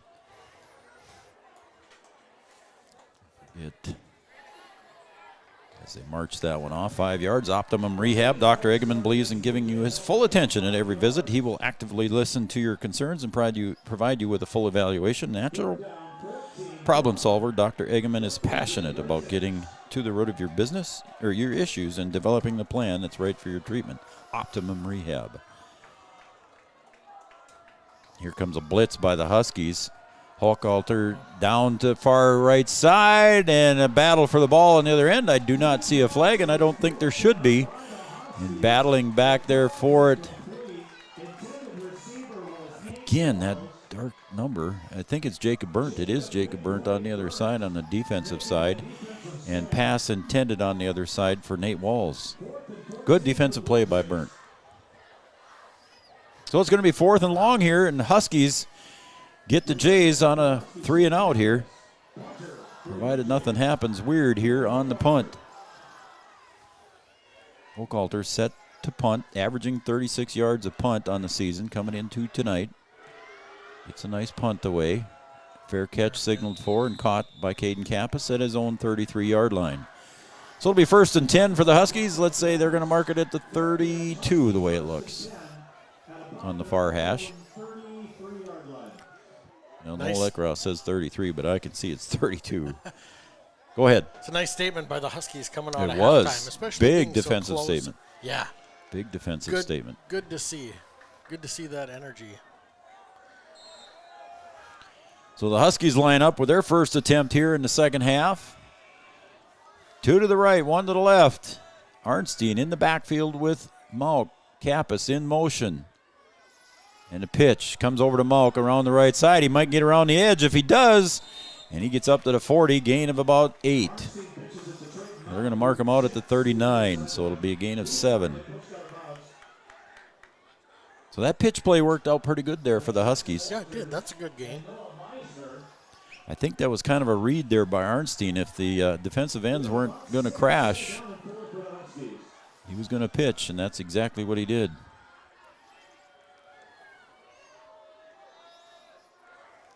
This time Arnstein goes to his left. He's going to keep it. Gets around the end, past the line of scrimmage, and he might be up ahead for a first down. We'll see how they mark it. Very close. Right in front of us here at the 44-yard line. Yep, it's going to be a first down for the Huskies. So the Huskies come out of halftime, Chris, at the 10-18 mark with their first down. Yeah, they've come out with some energy and some drive. I really think this is a team that's believing right now. And I'm sure that's what Coach Gilbertson said in the locker room. Boys, we have a chance here. 13-6, we're right in this game. One possession can tie it up. Arnstein screens it out here to Kappas. He's going to get around the side and gets up across the 50, and he's taken out of bounds there at about the 48-yard line, and the tackle on the near side.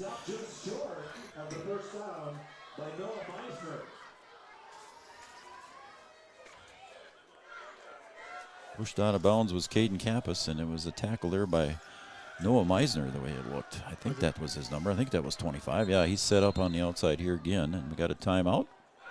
Oh, they forgot to move the chains. There we go. Now we got the... I thought maybe he was short, but he got a first down there.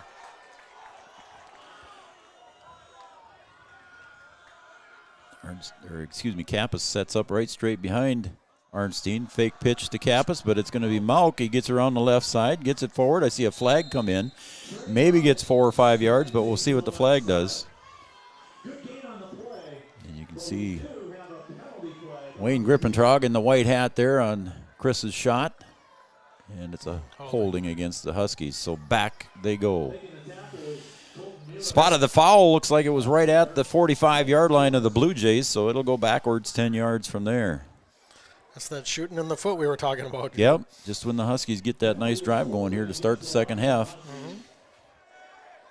Both teams have missed the extra point on a kick attempt. So it's still a 7-point game here for the Huskies. One possession here as we are less than 10 minutes to go here in quarter number 3.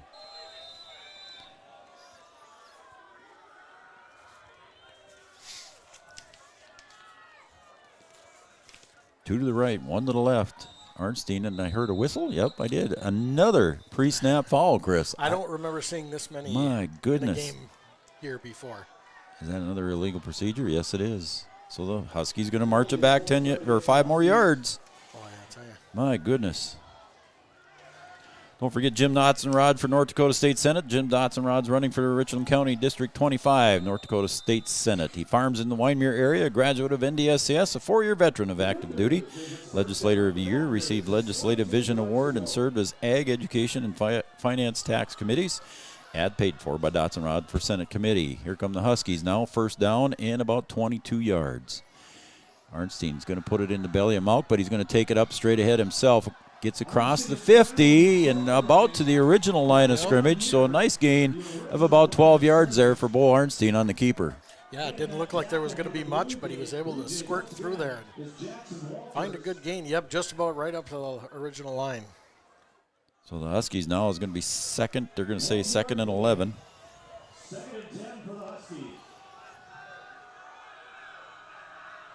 2 to the right, 1 to the left. Arnstein in the gun. Snap. A little bit high. Arnstein controls. Good pressure by the Blue Jays on the blitz there. Coming up from the side was Preston Gall, the linebacker. Gets another sack. And now the Huskies back in that same position. 2 steps forward, 2 steps back. We got to keep moving forward.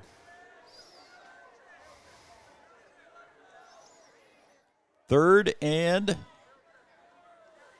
22 or 23. Yeah, so we're about the same position we were a little while ago.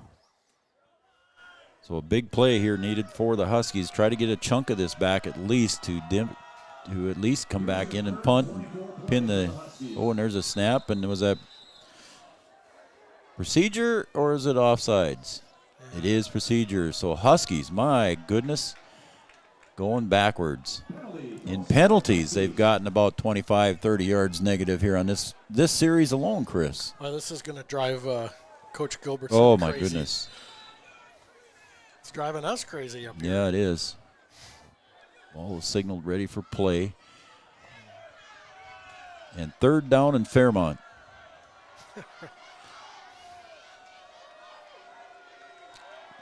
Cluton goes in motion to the left, pitch to Malk. And he's going to barely get back to the line of scrimmage, maybe gains 1. So it'll be 4th down for the Huskies. They're going to have to punt here. And like I said, they lost about 25, 30 yards here on penalties. And now, instead of pinning the Blue Jays deep on a 3rd down play, on a 4th down kick now, Blue Jays should end up a pretty decent field position.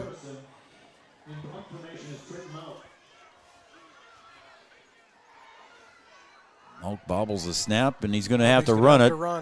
Across the 40, 45, 50, and he tries to get to the 45. He gets inside the 50 of the Blue Jays, but not enough for a 1st down. He bobbled the snap, went to the ground with it, and now the Huskies got to give it up. So he got back quite a ways, but the punt wouldn't have probably been too much better than that anyway. No, I was just going to say that, Joe. I think, to be honest, it probably is not that much different. Yep, because they were set up to receive the punt at about the 35, the 30-yard line. The Blue Jays were, and with a decent return, they would have probably gotten it up to this area anyway.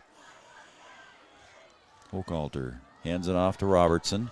Near side, met there by Riley Timian and taken down with authority after about a 2-yard gain. So Riley having a good defensive game for the Huskies.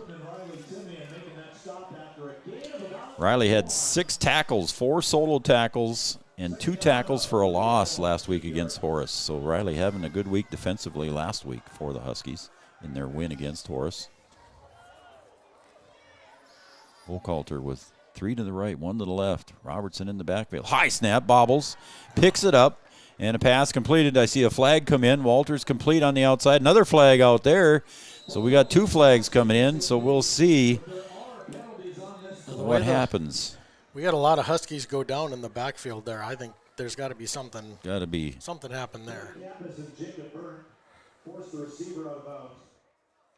we'll see what Wayne Grippentrog calls on that one. And looked like a hold against, I didn't see the other signal, but I did see a hold against the Blue Jays. The Huskies aren't going backwards, so that's a good sign for the Huskies. Good. Riley Timian's pointing. It's against the Jays. Hold. That one's declined. Okay.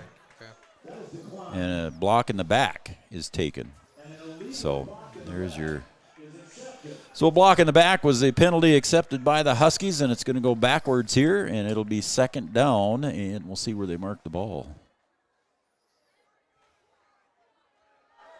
Looks like about second down and 21. Scoreboard says 22, so second and 20 plus. Host of changes come in and substitutions here for the Blue Jays. Hochhalter still in at quarterback. Split to the near side is Gall. That's Preston. Snap. Hochhalter looks to the screen. Is completed. Up across the 35 and a tackle. Nice tackle there on the near side. And that was by Caden Kappas. And a pass reception on the near side there for Meisner.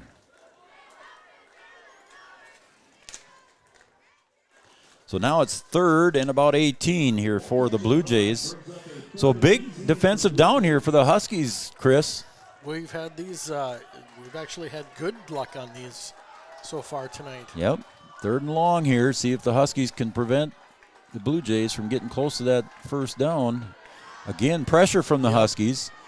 Hochhalter flushed out, and he's going to get pressure, and he's tackled for a loss.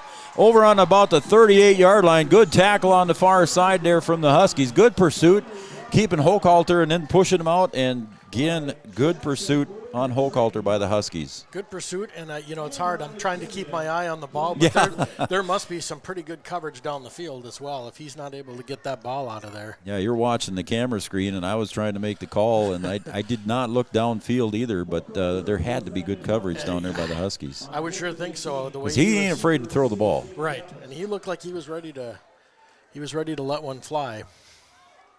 Snap and another pre-snap whistle.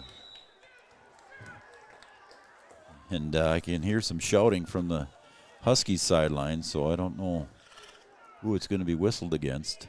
Looks like it's going against the Blue Jays. Yep. How many pre-snap penalties have we seen? At least 8, maybe 10? Yeah, I've lost count. I honestly have. It's been crazy today. It is. But we're back punting again.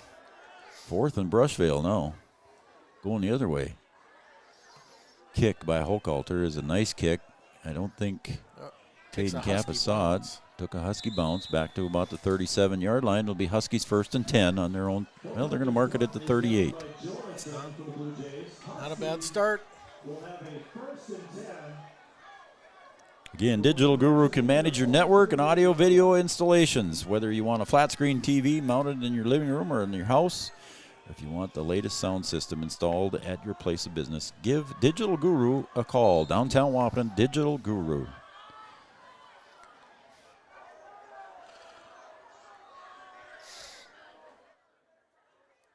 All right, here come the Huskies now. 1st and 10 on their own 38-yard line. One possession game as Mauk goes up the middle. And the 145-pound sophomore takes it up for a gain of about 5 or 6. Courtney Mann and Bex are watching. They're out in Bismarck watching Three Borders Sports Network. So, Courtney Mann, thank you very much. And Beck, how you doing, bud? Hope you're doing well. Thanks cheering for on the Huskies. Thanks for cheering from a distance. So, gain of a long 5 there. It's 2nd and 5 for the Huskies. Malk comes in motion. Snap to Arnstein. He's going to take it right back up, and a quarterback keeper right up across the middle to the 50-yard line for a first down. He's got a first down. Mark it.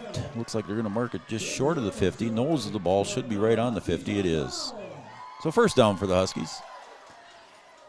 Again, time consuming here, Chris. There's less than 4 minutes to go here in quarter number 3, and the Huskies within 1 score. Yeah, I actually would like to see at the end what the time difference is. No, time of possession. Time of possession. Yeah. Maybe we can get that from the coaches next door before they leave at the end of the game. Snap. Oh, and that one's going to be a negative play for the Huskies on the fumble, and Trayton Malk covers it up. So now it's going to be 2nd and long for the Huskies. Just what they didn't need. Again, with all those penalties we had earlier. Yep. And now this. Now, that has happened to both teams once or twice. True. So True.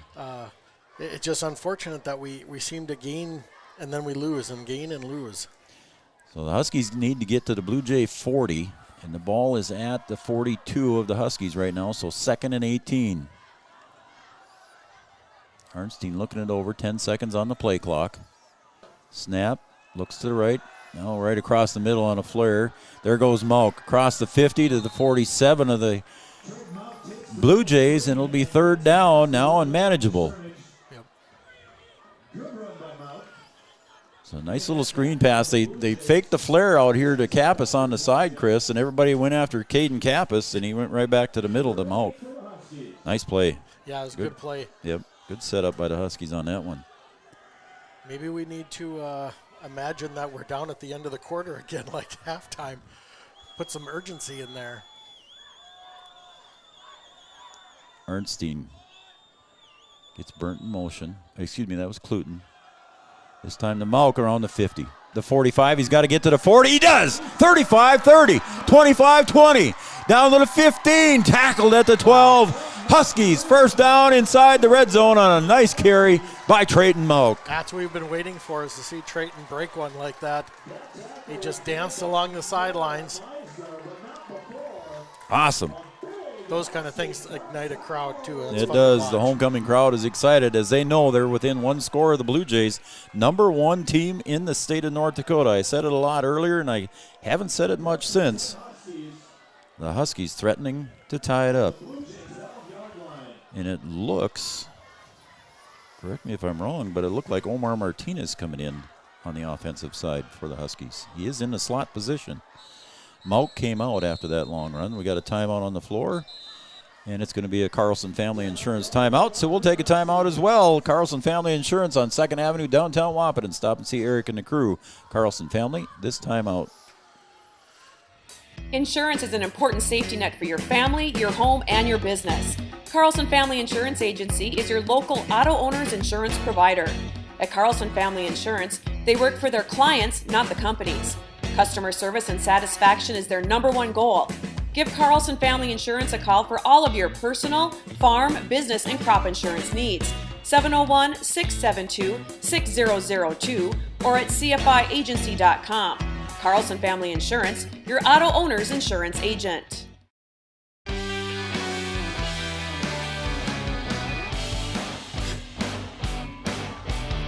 All right, welcome back to Frank Verton Field here, home of the Huskies tonight.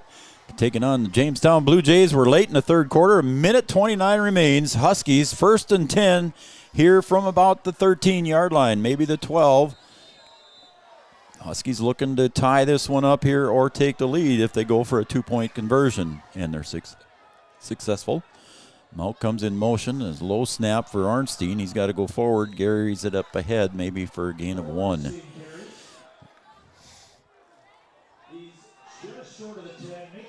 So I think Malk came out after that long run there, and Omar Martinez went in there for a substitute, and I think the Huskies decided to take time out so they can give Trayton a little bit of a rest and bring him back in.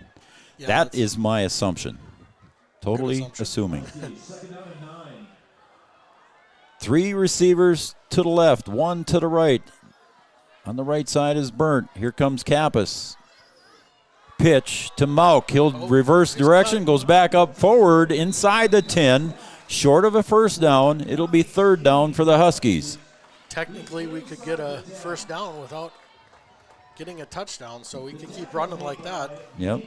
It's going to be 3rd and now about 6. A long 6 for the Huskies. So, again, Chris, I'm sure it's 4-down territory. Absolutely.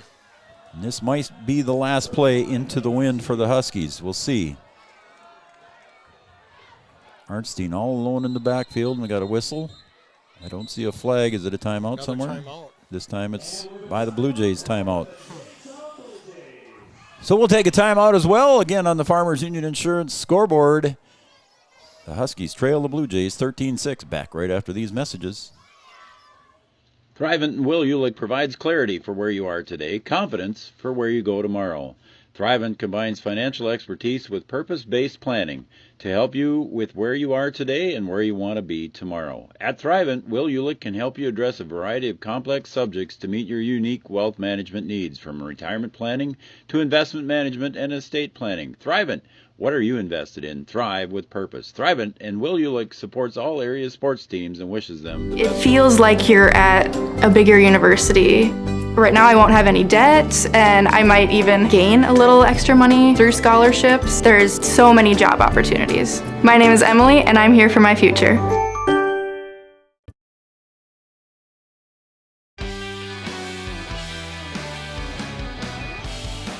All right, we're back, and it's a big third down play here for the Huskies. Third and a long 5, we'll call it 6.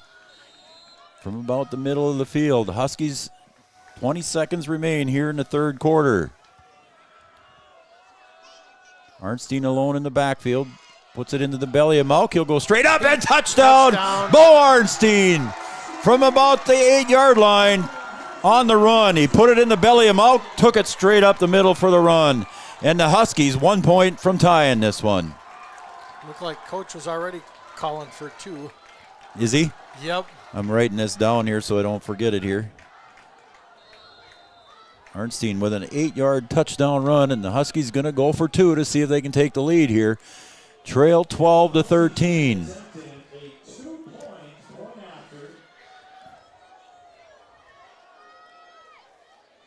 They're moving the ball over to the left hash. It's, again, the Huskies' choice. Kappas in the backfield alongside Arnstein and Mauk. Kappas set to the left. Mauk to the right behind Arnstein. In motion, Burnt. Snap. Arnstein looks into the end zone. Got a touchdown. Kappas on the reception. 2 points for the Huskies. It's a 14-13 ball game. What a play. We both said touchdown. 2 points. I did say touchdown, didn't I? did too. I'm sorry, folks. Got a little excited there as Kappas on the 2-point conversion. Wow. I got excited and didn't move the camera. All right. There you go. Joe and Chris DeVries got excited on that one for the Huskies as they take a 14-13 lead here as the third quarter has only got 16 seconds remaining.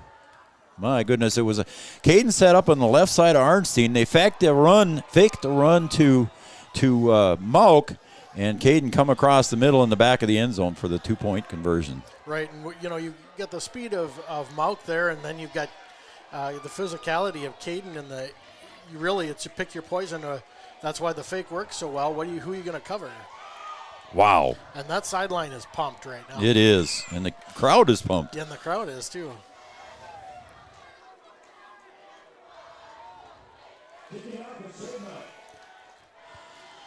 So Trayton Mauk sets up for the kick, and back deep is Meisner for the Blue Jays. Little pooch kick, going to land at about the 39-yard line again to Walters, so he'll take it there. And so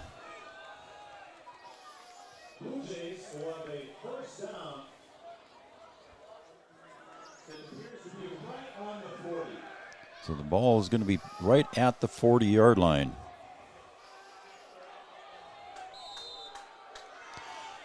A 2-point conversion to Caden Kappas. Hochhalter standing at his 35, puts it in the belly of Robertson, and he'll take it forward. Huskies defense, and boy, Robertson did a nice job of keeping his legs moving, pushed it up for a gain of about 7 or 8. Yeah, he probably would have only had a 4 if he hadn't have kept going. And that will be the last play of the third quarter. We're going to the fourth. Ladies and gentlemen, the Huskies lead 14-13 on the Farmers Union Insurance scoreboard, and Kyle DeVries. We'll be right back for the fourth quarter coming up right next. Your first car. It might not have been perfect, but that didn't matter. You loved it because you worked hard for it. You took care of it, and it took care of you, your friends, and maybe that someone special. And through it all, we were there working with you, for you, to make sure it was a smooth ride. Then and down the road. Farmers Union Insurance. More choices, great rates, local agents.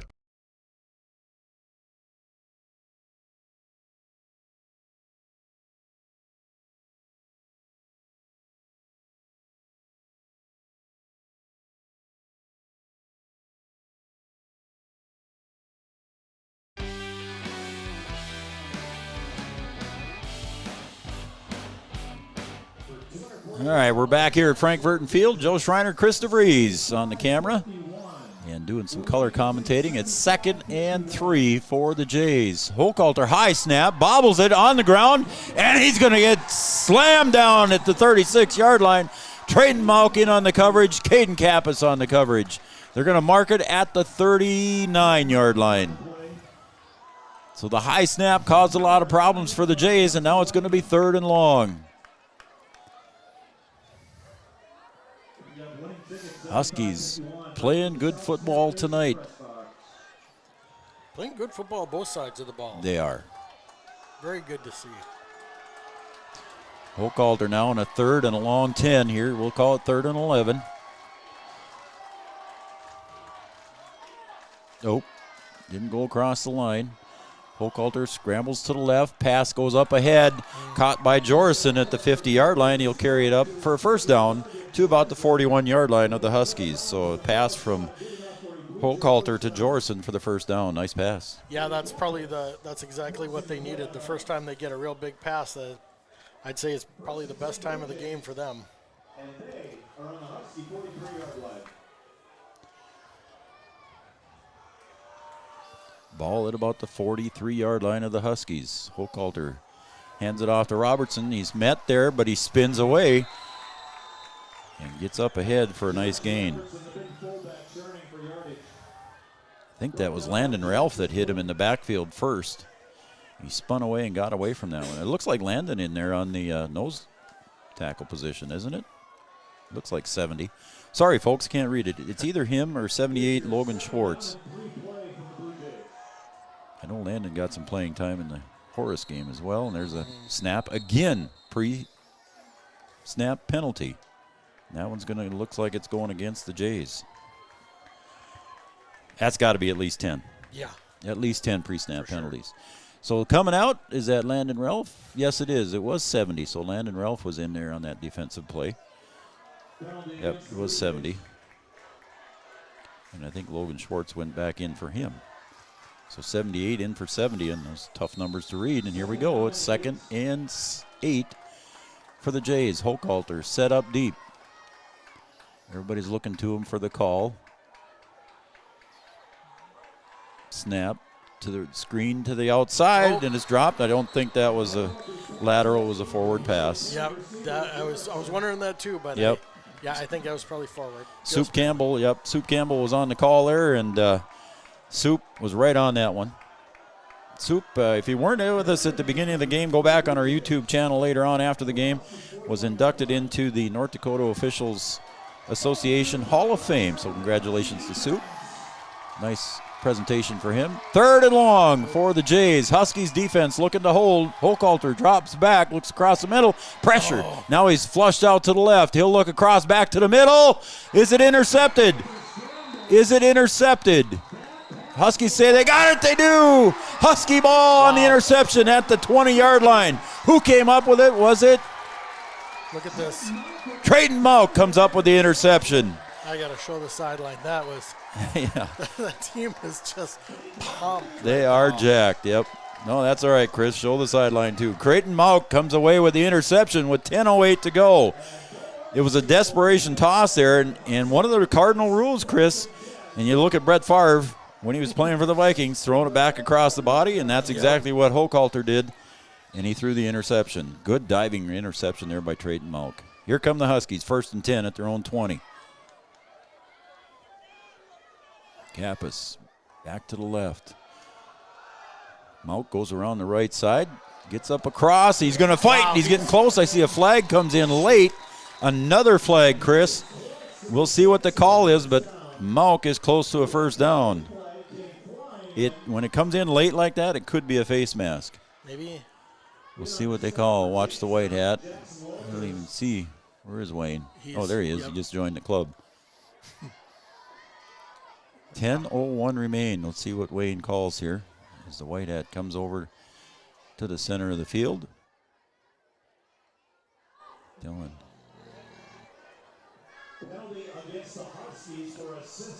Assisting the runner. I guess you can't do that. In the NFL, you can do that.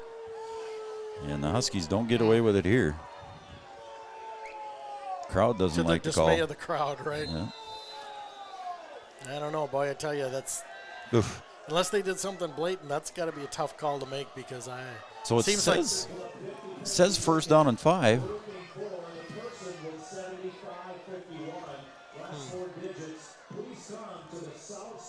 I don't know if that down marker is right, but anyway, here we go. Trayton Malk to the left side.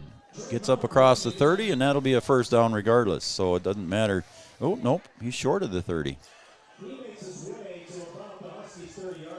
Real close on that one. I don't understand how they could make the run and then the penalty, and it still remains first down. Now it says it's second down and short. How did that happen? I really don't know. So it says 2nd and 1. Nobody's questioning it. Yeah, and you'd think the other sideline would be questioning that. So it's a rule I don't. It's a rule I don't know. Ooh. Another pre-snap penalty. Huskies are saying it's against the Jays. We're gonna start having some testy players here pretty soon. Very soon, yep. They're already getting frustrated with all these calls. Mewis had his hands up in the air. Offsides against the defense. So it's a first down for the Huskies. Ball at the 35-yard line. Colton Mewis had his hands up in the air like, what are you talking about? Yep. And like you said, Chris, pretty soon there's going to be some testy players. Yeah, I'm afraid so. Now this is definitely what you were talking about, Joe. This is where the Huskies want to eat some clock. Eat some clock, yeah. Gain yardage, but eat some clock.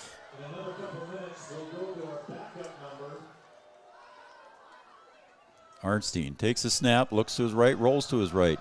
Floats it down the middle, and it's intended across the middle, and a flag as Mewis gets called for the pass interference. I think that was Kappas floating across the middle, and he got tied up with Mewis, and he was all over the back of Caden Kappas.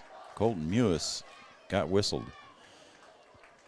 So it'll be a pass interference here against the defense, and they'll march it off. And it's a first down for the Huskies.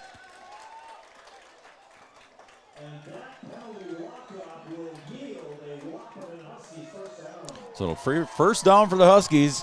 Ball right at midfield. My goodness. Don't forget Digital Guru, Optimum Rehab, All Seasons Car Wash, Interstate Engineering, Red River Valley Western Railroad, Comdale, Giant Seeds, Amanda Frederick, and of course Gripper Sports. I got more we got to read, but we're going to watch some football here as Arnstein set on 1st and 10 from the 50-yard line, right on the stripe. Snap, pitch, almost ahead of Malk, and he's going to get tackled for a loss, about a 2-yard loss there on that pitch. That almost might have been a forward pass. This is one of those times, too, where not only do you want to burn some clock, you got to protect the ball, too. Exactly, protect the ball. Yep, you don't want to lose it now. Halftime was OSPTI, Carlson Family Insurance, Red River Grain, our postgame show. Don't forget to join us for the postgame show coming up after the completion of this one. It's been a dandy, folks. 8:10 remains.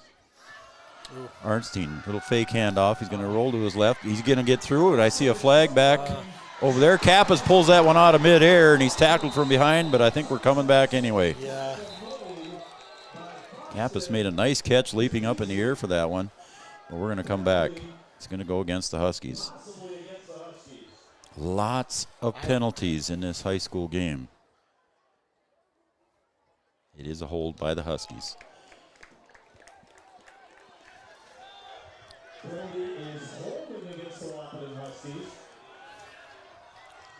Wahpeton Daily News, Red River Human Services, Three Rivers Crisis Center, Country Financial Insurance, and Stephen Lipp, North Dakota State College of Science, Casey's Bar and Grill, Bold Print, Bell Bank of Wahpeton, Breckenridge, Optimum Rehab.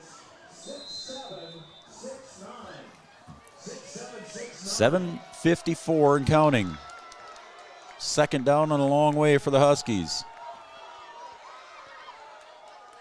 Snap, he grabs it with his right hand. He's going to come around the left side. He gets around the corner, but gets up across the 45.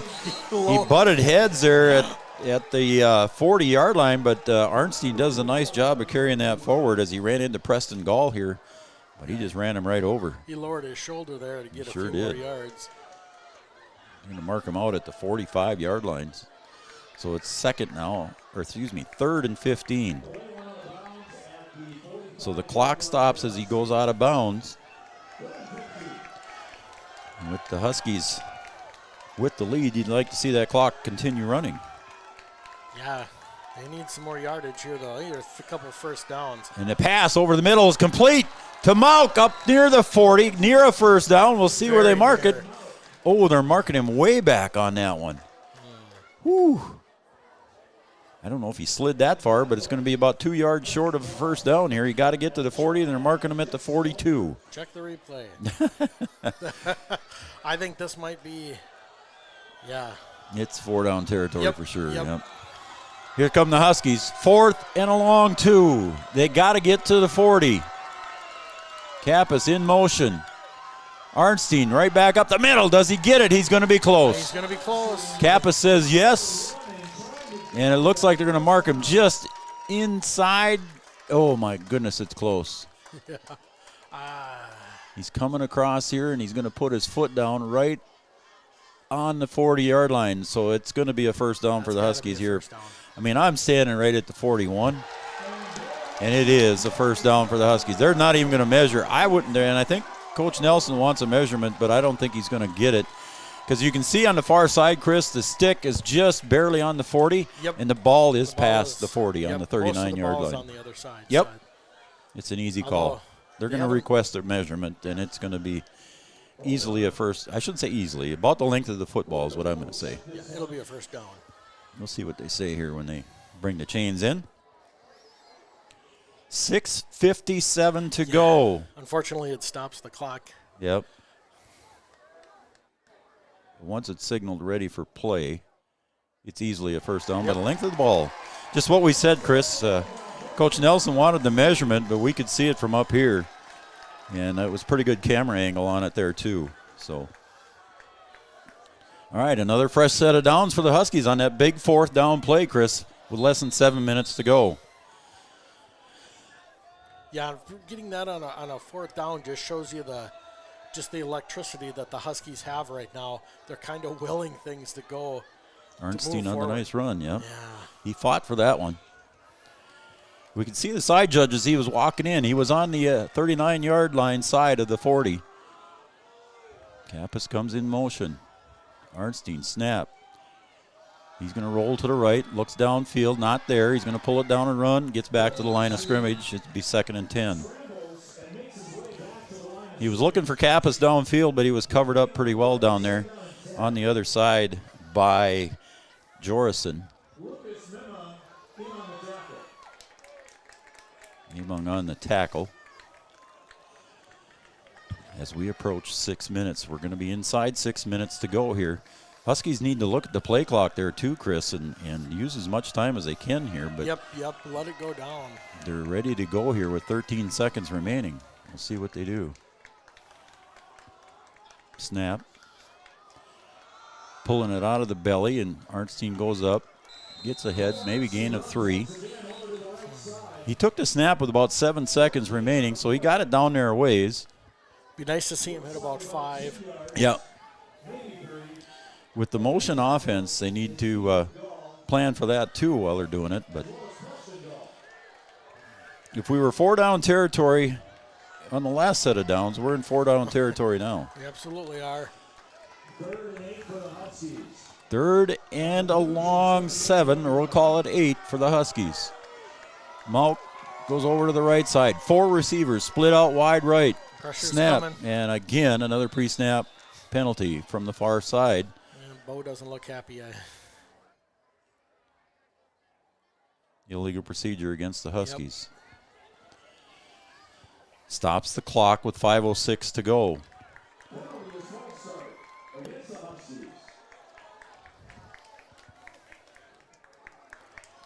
Trying to figure out if this is just, if it really is, if they're just watching it that close this game, or if they're really jumping so much. There's just something different. And Joe Schreiner, Brian Watson is in Wyndmere tonight. I just got a text message. Where's Brian? Is he sick? And no, Brian is in Wyndmere tonight with Raleigh doing the Wyndmere Hankinson game. Arnstein drops back, and a little screen across the middle. Kappas breaks one tackle, gets across the 35, close to the 32. It's going to be short of a first down, 4th and short. Yep, manageable, but a manageable 4th, like last time. Oh, and they mark him back at the 34 again. Wow, again. Again, yeah. I don't know if knees are going down before we can see it. I don't know. Yeah, that's a good question. So 4th and 4 now.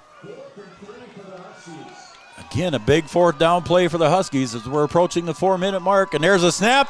And again, the Jamestown Blue Jays jump off sides. Good play for the Huskies on that hard count.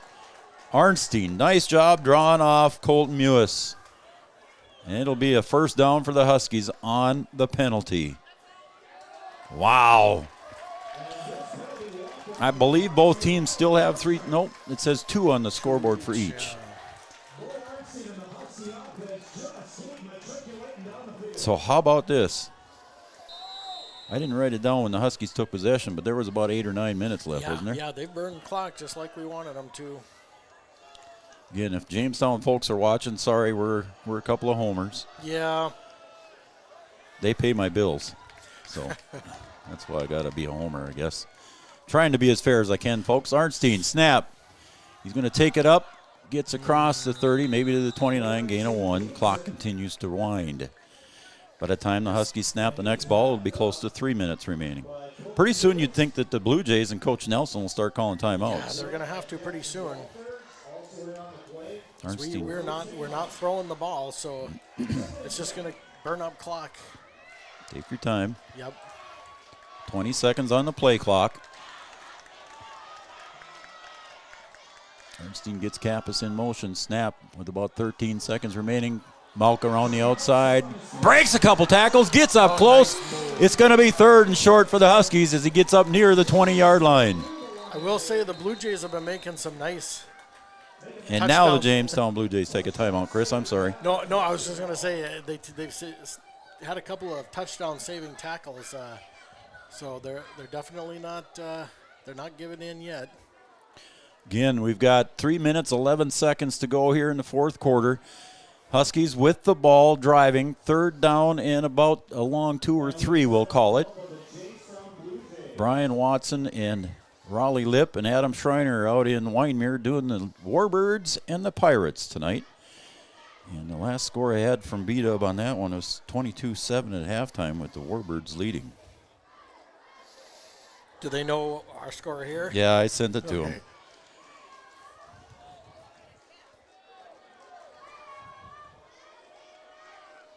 Huskies up by 1.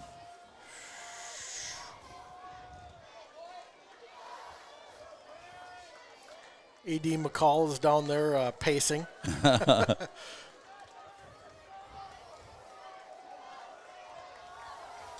crowd is all still here. Everybody's here. Nobody's going home. Nope, nobody's Call going the friends, call the neighbors, wake the dogs. Let's go, folks. Here we go. 3rd and short. Big first down for the Huskies here. If Arnstein can make it, he does. First down, he carries it up ahead, a gain of maybe 4 or 5 yards. Huskies with a fresh set of downs. Ball on the 17-yard line. Nice run. So the Huskies moving the ball here against Jamestown, and the clock continues to run at 3 minutes remaining in regulation. There will not be a tie. Nobody can score just 1 point in football. Nope. Now, it depends on if the Huskies score a touchdown and then what they do in the conversion. Arnstein with a fresh set of downs. 1st and 10 from the 17. Kappas across the middle. Hands a little floater. Ooh. Oof. That was very close to hazard. As it almost picked off there, Chris, as you and I both as Nate Waltz come in and crashed on that play as the pass completed to Kappas. He read that, and that's that protect the ball I was talking about. Ooh, that was close. Yeah, there could have been. I think Caden probably would have caught him with Caden's speed. But, yeah, that would have given the ball back to Jamestown with 2:34 remaining.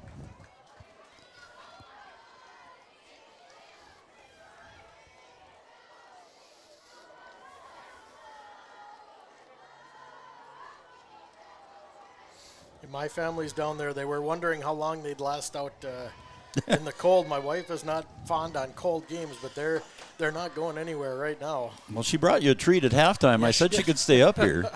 She could have. That would have drawn, I think, Emily's ire then. Well, if Emily's down there, she could have come up here too. But all right, here we go. Second and 12 now. Now the scoreboard says 0 timeouts left for Jamestown, so all the Huskies have to do is keep it in bounds. And they can run the clock. Arnstein's going to go right back at the middle, and he gets tackled right at the 20-yard line. Around his neck there. Yeah. The high tackle there, but a good tackle by Ethan Gall. Now the Huskies, coach, have got to let this one wind. 2:15 and 27 seconds on the play clock. You got to let the play clock really You got to let that go, guys. Don't get in a hurry. Slow down. Coach Hunter McCall telling Arnstein, watch the play clock. Oh, they snapped it with 13. They snapped it, and then he almost lost it. Arnstein gets around the corner. Stay in bounds. Stay in bounds, and he does. As the clock is under 2 minutes to go. 40 seconds remains, and it's 4th down. Jamestown out of timeouts. 14-13 lead for the Huskies. 26 seconds on the clock. Play clock, that is. So they can almost get it to a minute. They can almost get it to a minute if they take their time. Take your time, boys. Either that or just wait and then call the timeout just before the shot clock. Or I keep saying shot clock. They snapped it too quick last time, I think. But now they're down to 6 in motion. And now the snap. Arnstein looks for the pass. He does. Floats it across the middle. It's caught. It's short of a first down. Cluton comes away with the catch as it was tipped, but it's going to be short of the first down. So it'll be a ball turnover on downs with no timeouts remaining and 1:04 on the board. Yeah, the Huskies snapped it a couple times quick there, Chris, and blew probably 25 seconds in the last couple of plays. I think so. Oof. All right, so now where do you put your defense? You put them 20 yards deep or you play normal defense? I think right now I'd play normal defense. I would, but you can see the safeties dropping back here. Yep. Can't even see him in your screen. The coaches are telling them to get back. They know what's coming. Looks deep, scrambles, gets out of the pocket to the left. Pass is completed up ahead to about the 28-yard line and pushed out of bounds there. So unfortunately, the clock stops with 53 seconds remaining. See where they mark it. I didn't see how far he actually got. We're marking him back at about the 32. 53 seconds remain. Again, Jamestown, no timeouts. Huskies got to watch the sidelines. Hochhalter's got 3 receivers to the right, 2 to the left, all alone in the backfield. Screen to the wide receiver side, Jorson, 30, and tackled out of bounds at about the 34 by Burnt. So a gain of about 2 or 3. Huskies will take about 6 of those and then call it a day. I'm going to mark them out right at the 35. Second and a long 7 or 8. Again, you can hear the crowd getting loud.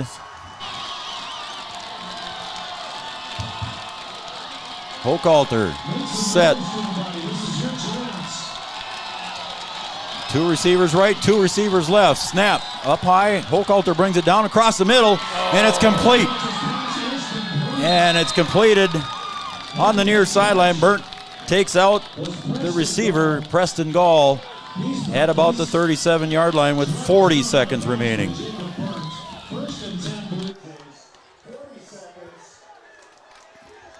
Again, no timeouts left for Jamestown. The Huskies, according to the scoreboard, still have 2.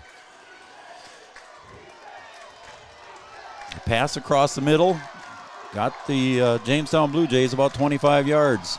Hochhalter steps back, looks to the left. Now he's across the middle, steps into the pocket. Now he's got to run. Gets up to the 30, keep him in bounds, and he gets out of bounds at about the 27 or 28-yard line. They had a chance. 31 seconds remains. Ball at the 28-yard line. Looks like some of the defensive line is gassed there, Chris. You might want to think about a timeout. Yeah, if they're stopping the clock, you almost might as well take a timeout and give your defense some, give them a breather. I'm hoping it's just one more play before he does that. Snap. Hochhalter looks to the left. Now he's flushed out of the pocket, almost tackled.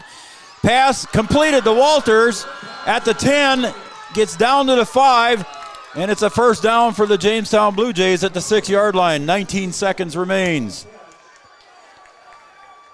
Jamestown hustles up. You think they'll spike the ball? Nope. Timeout here by the Huskies. 19 seconds remains. And oh my, now, Chris.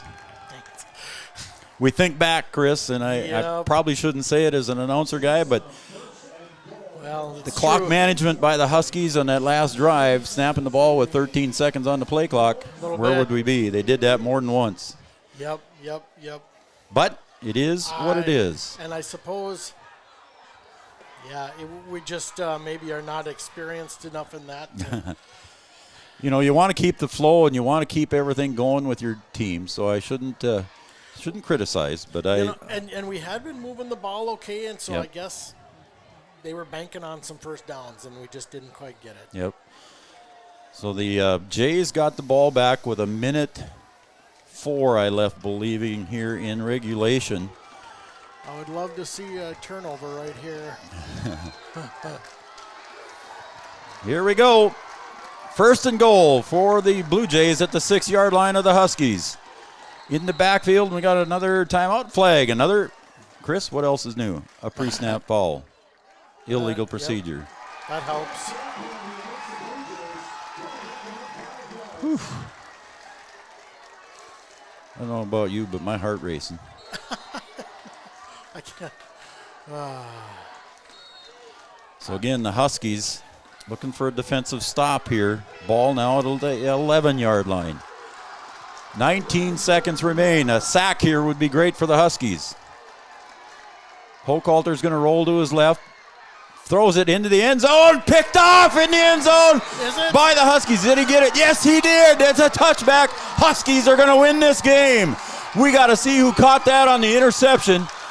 Coming over here. Nope, that's not. Oh, geez, who got that? Just can't read the numbers from here. Omar Martinez come off like a flash. And it looks like they're congratulating Jackson DeVries on the interception is what Noel Eckroth says. What a pick. 12 seconds to go. Huskies got to kneel it down and take the victory formation. Oh, I wish I could see his parents right now. Oh, the students are already heading down to. Oh, my goodness. Oh, my goodness. We got to keep it here for a minute after the conclusion. And Jamestown Blue Jays tried to crash there, but did not work. Game is going to go in favor of the Huskies, defeating the #1 Jamestown Blue Jays. Undefeated. Now they are 4-1. What a victory for the Huskies. We'll keep it here. Keep an eye on the crowd and the fans here for a second, Chris. We'll just keep it here and talk about this this great game here for the Huskies. My goodness, fans, I am sorry that I got excited, but it was fun. It was fun. What a fun game to call. Chris has got to get a shot of the players shaking hands there and stuff, Chris, and have them coming across, and just kind of keep an eye on that. And we'll keep an eye on the fans, and the Huskies will go to their center underneath the goalpost for their huddle, but let's just watch them go off of there, and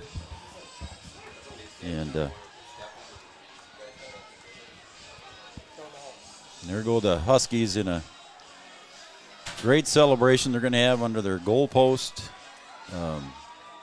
Not often that Wahpeton, little town of Wahpeton, North Dakota, can defeat the #1 team in the state, but they did it tonight in great fashion. Huskies victorious, 14-13. And you can see the celebration down there. Chris has got it in there. Did Larry come over and say something different, or was it Jackson DeVries? He was asking because they're not completely sure who on it the was interception. That did the interception. Well, they gave credit to Jackson. Again, it was so far into that opposite field corner over there in that touchdown end zone. Jackson, if it was Jackson, had great coverage in the corner, made the interception on the play. And what a great victory for the Huskies, no matter who made it. We'll find out, and we'll give credit where credit is due. And we'll see what happens here in the game. So what a game. All right, I'm going to take a quick commercial, Chris, and then when the Huskies come back here toward the sidelines here, we're going to see a great celebration. So you keep the camera on them. I'm going to take a break, and then we'll come right back with our postgame show brought to you by Red River Grain coming up after this. Right after school, I'm right into the workforce. I don't have to go looking for a job, and that's kind of what made me take a step forward into being a diesel tech at NDSCS. No looking back. My name is Eli, and I'm here for my future. No matter what time of year, a farmer's relationship with Red River Grain never changes. Red River Grain works shoulder to shoulder with area farmers, drying, cleaning, and marketing your grain to attain the highest possible profit for you. Red River Grain has been saving farmers for years, rewarding them with... All right, we're going to come back here. We'll come back to the Red River Grain commercial. Again, you see the boys coming off the field. There's a lot of celebrating going on down there, a lot of hugs. Homecoming night, what a victory here for the Huskies. And you can see, looks like the boys are coming over for a water jug too, or what are they doing? I can't tell what they're trying to do here. Anyway, it looks like it's a great celebration here for the boys, and there's going to be a lot of family hugs down there underneath, and looks like they're going to be going back. So a great victory here for the Huskies. And we'll finish that Red River Grain commercial. We'll come right back. Chris and I will with our postgame show brought to you by Red River Grain. Coming up next.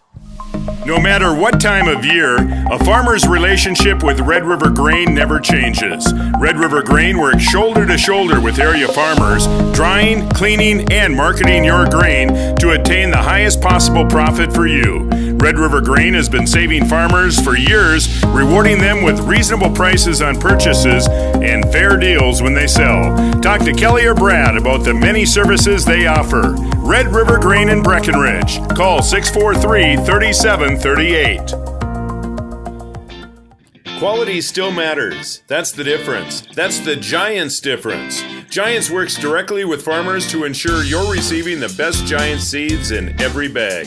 It's a snack all-star lineup. Giants seeds, cashews, and pistachios. Look for them at your favorite grocery or convenience store. Giants, go big or go home.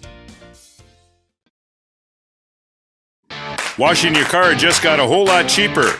With All Seasons Car Wash Unlimited plans, you can wash your car whenever you want for as little as $29.99 per month. You can even wash your pet at All Seasons Car Wash.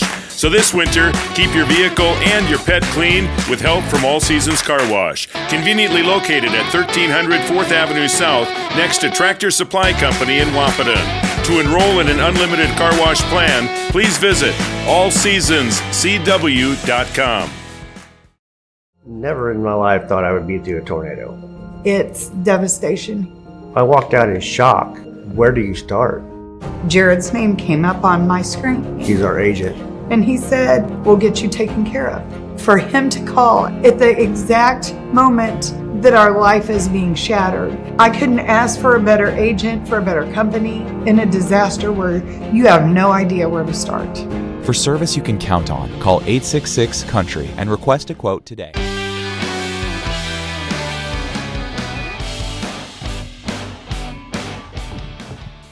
Woo-wee.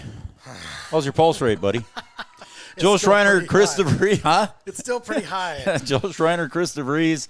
Chris's first action here on the camera. Chris, you got a good one here to start with. Yeah, maybe I need to retire now. How about that? You got the best opportunity as you look at the cheerleaders cheering on the boys here.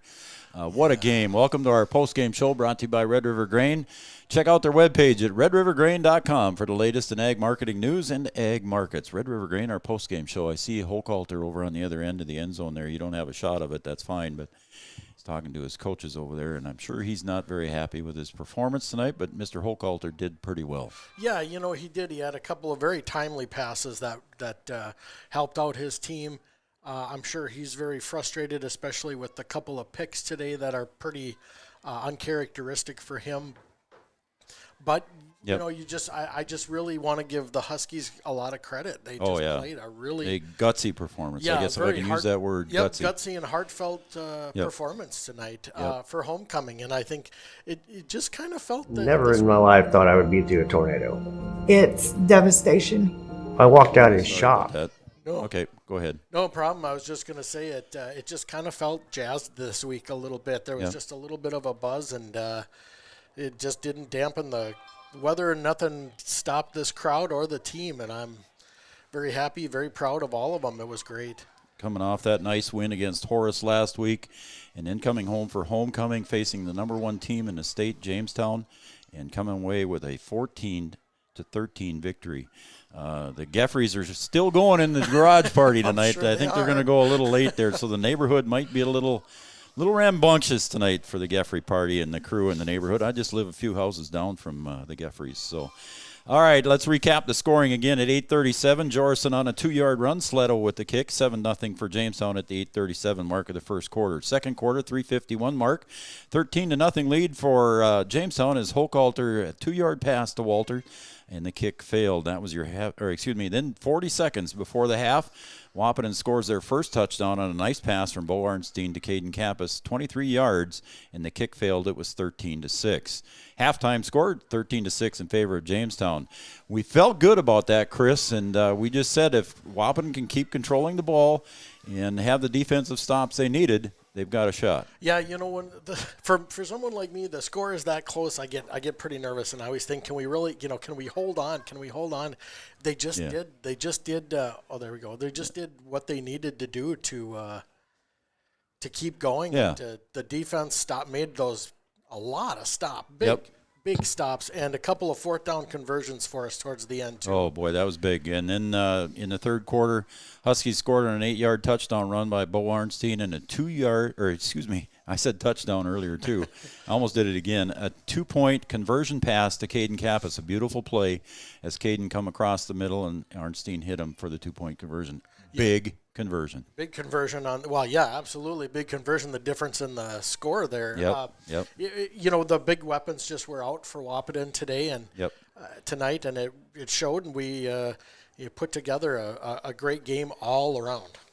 Yeah, now I see some of the players coming back onto the field, so we'll get a shot of them coming back out there, Chris, too. And, again, just a wonderful game. It's going to be a great homecoming dance for the Huskies tonight, and they're going to be having a good thing here. So, again, a good game. Go ahead. Coach is embracing their I'm sure there's some condolences on one side, congratulations on the other. Yep. It's pretty special experience here for the Wahpeton Huskies. Right. All right, buddy, I want to say thanks to you. We haven't heard the final score out there in Wyndmere yet. But again, Brian's out there, and I'm sure he's wishing he was here to cheer on the Huskies as well as he and Raleigh are out in Wyndmere along with my son Adam. They're doing the Wyndmere and Hankinson game, and I haven't heard what the score is out there, but I'm sure it's a good game. It was 22-7 in favor of the Warbirds at half. Anything else you want to add there, Chris? No, I just congratulations to the Huskies. There's just nothing like a homecoming victory. That's right.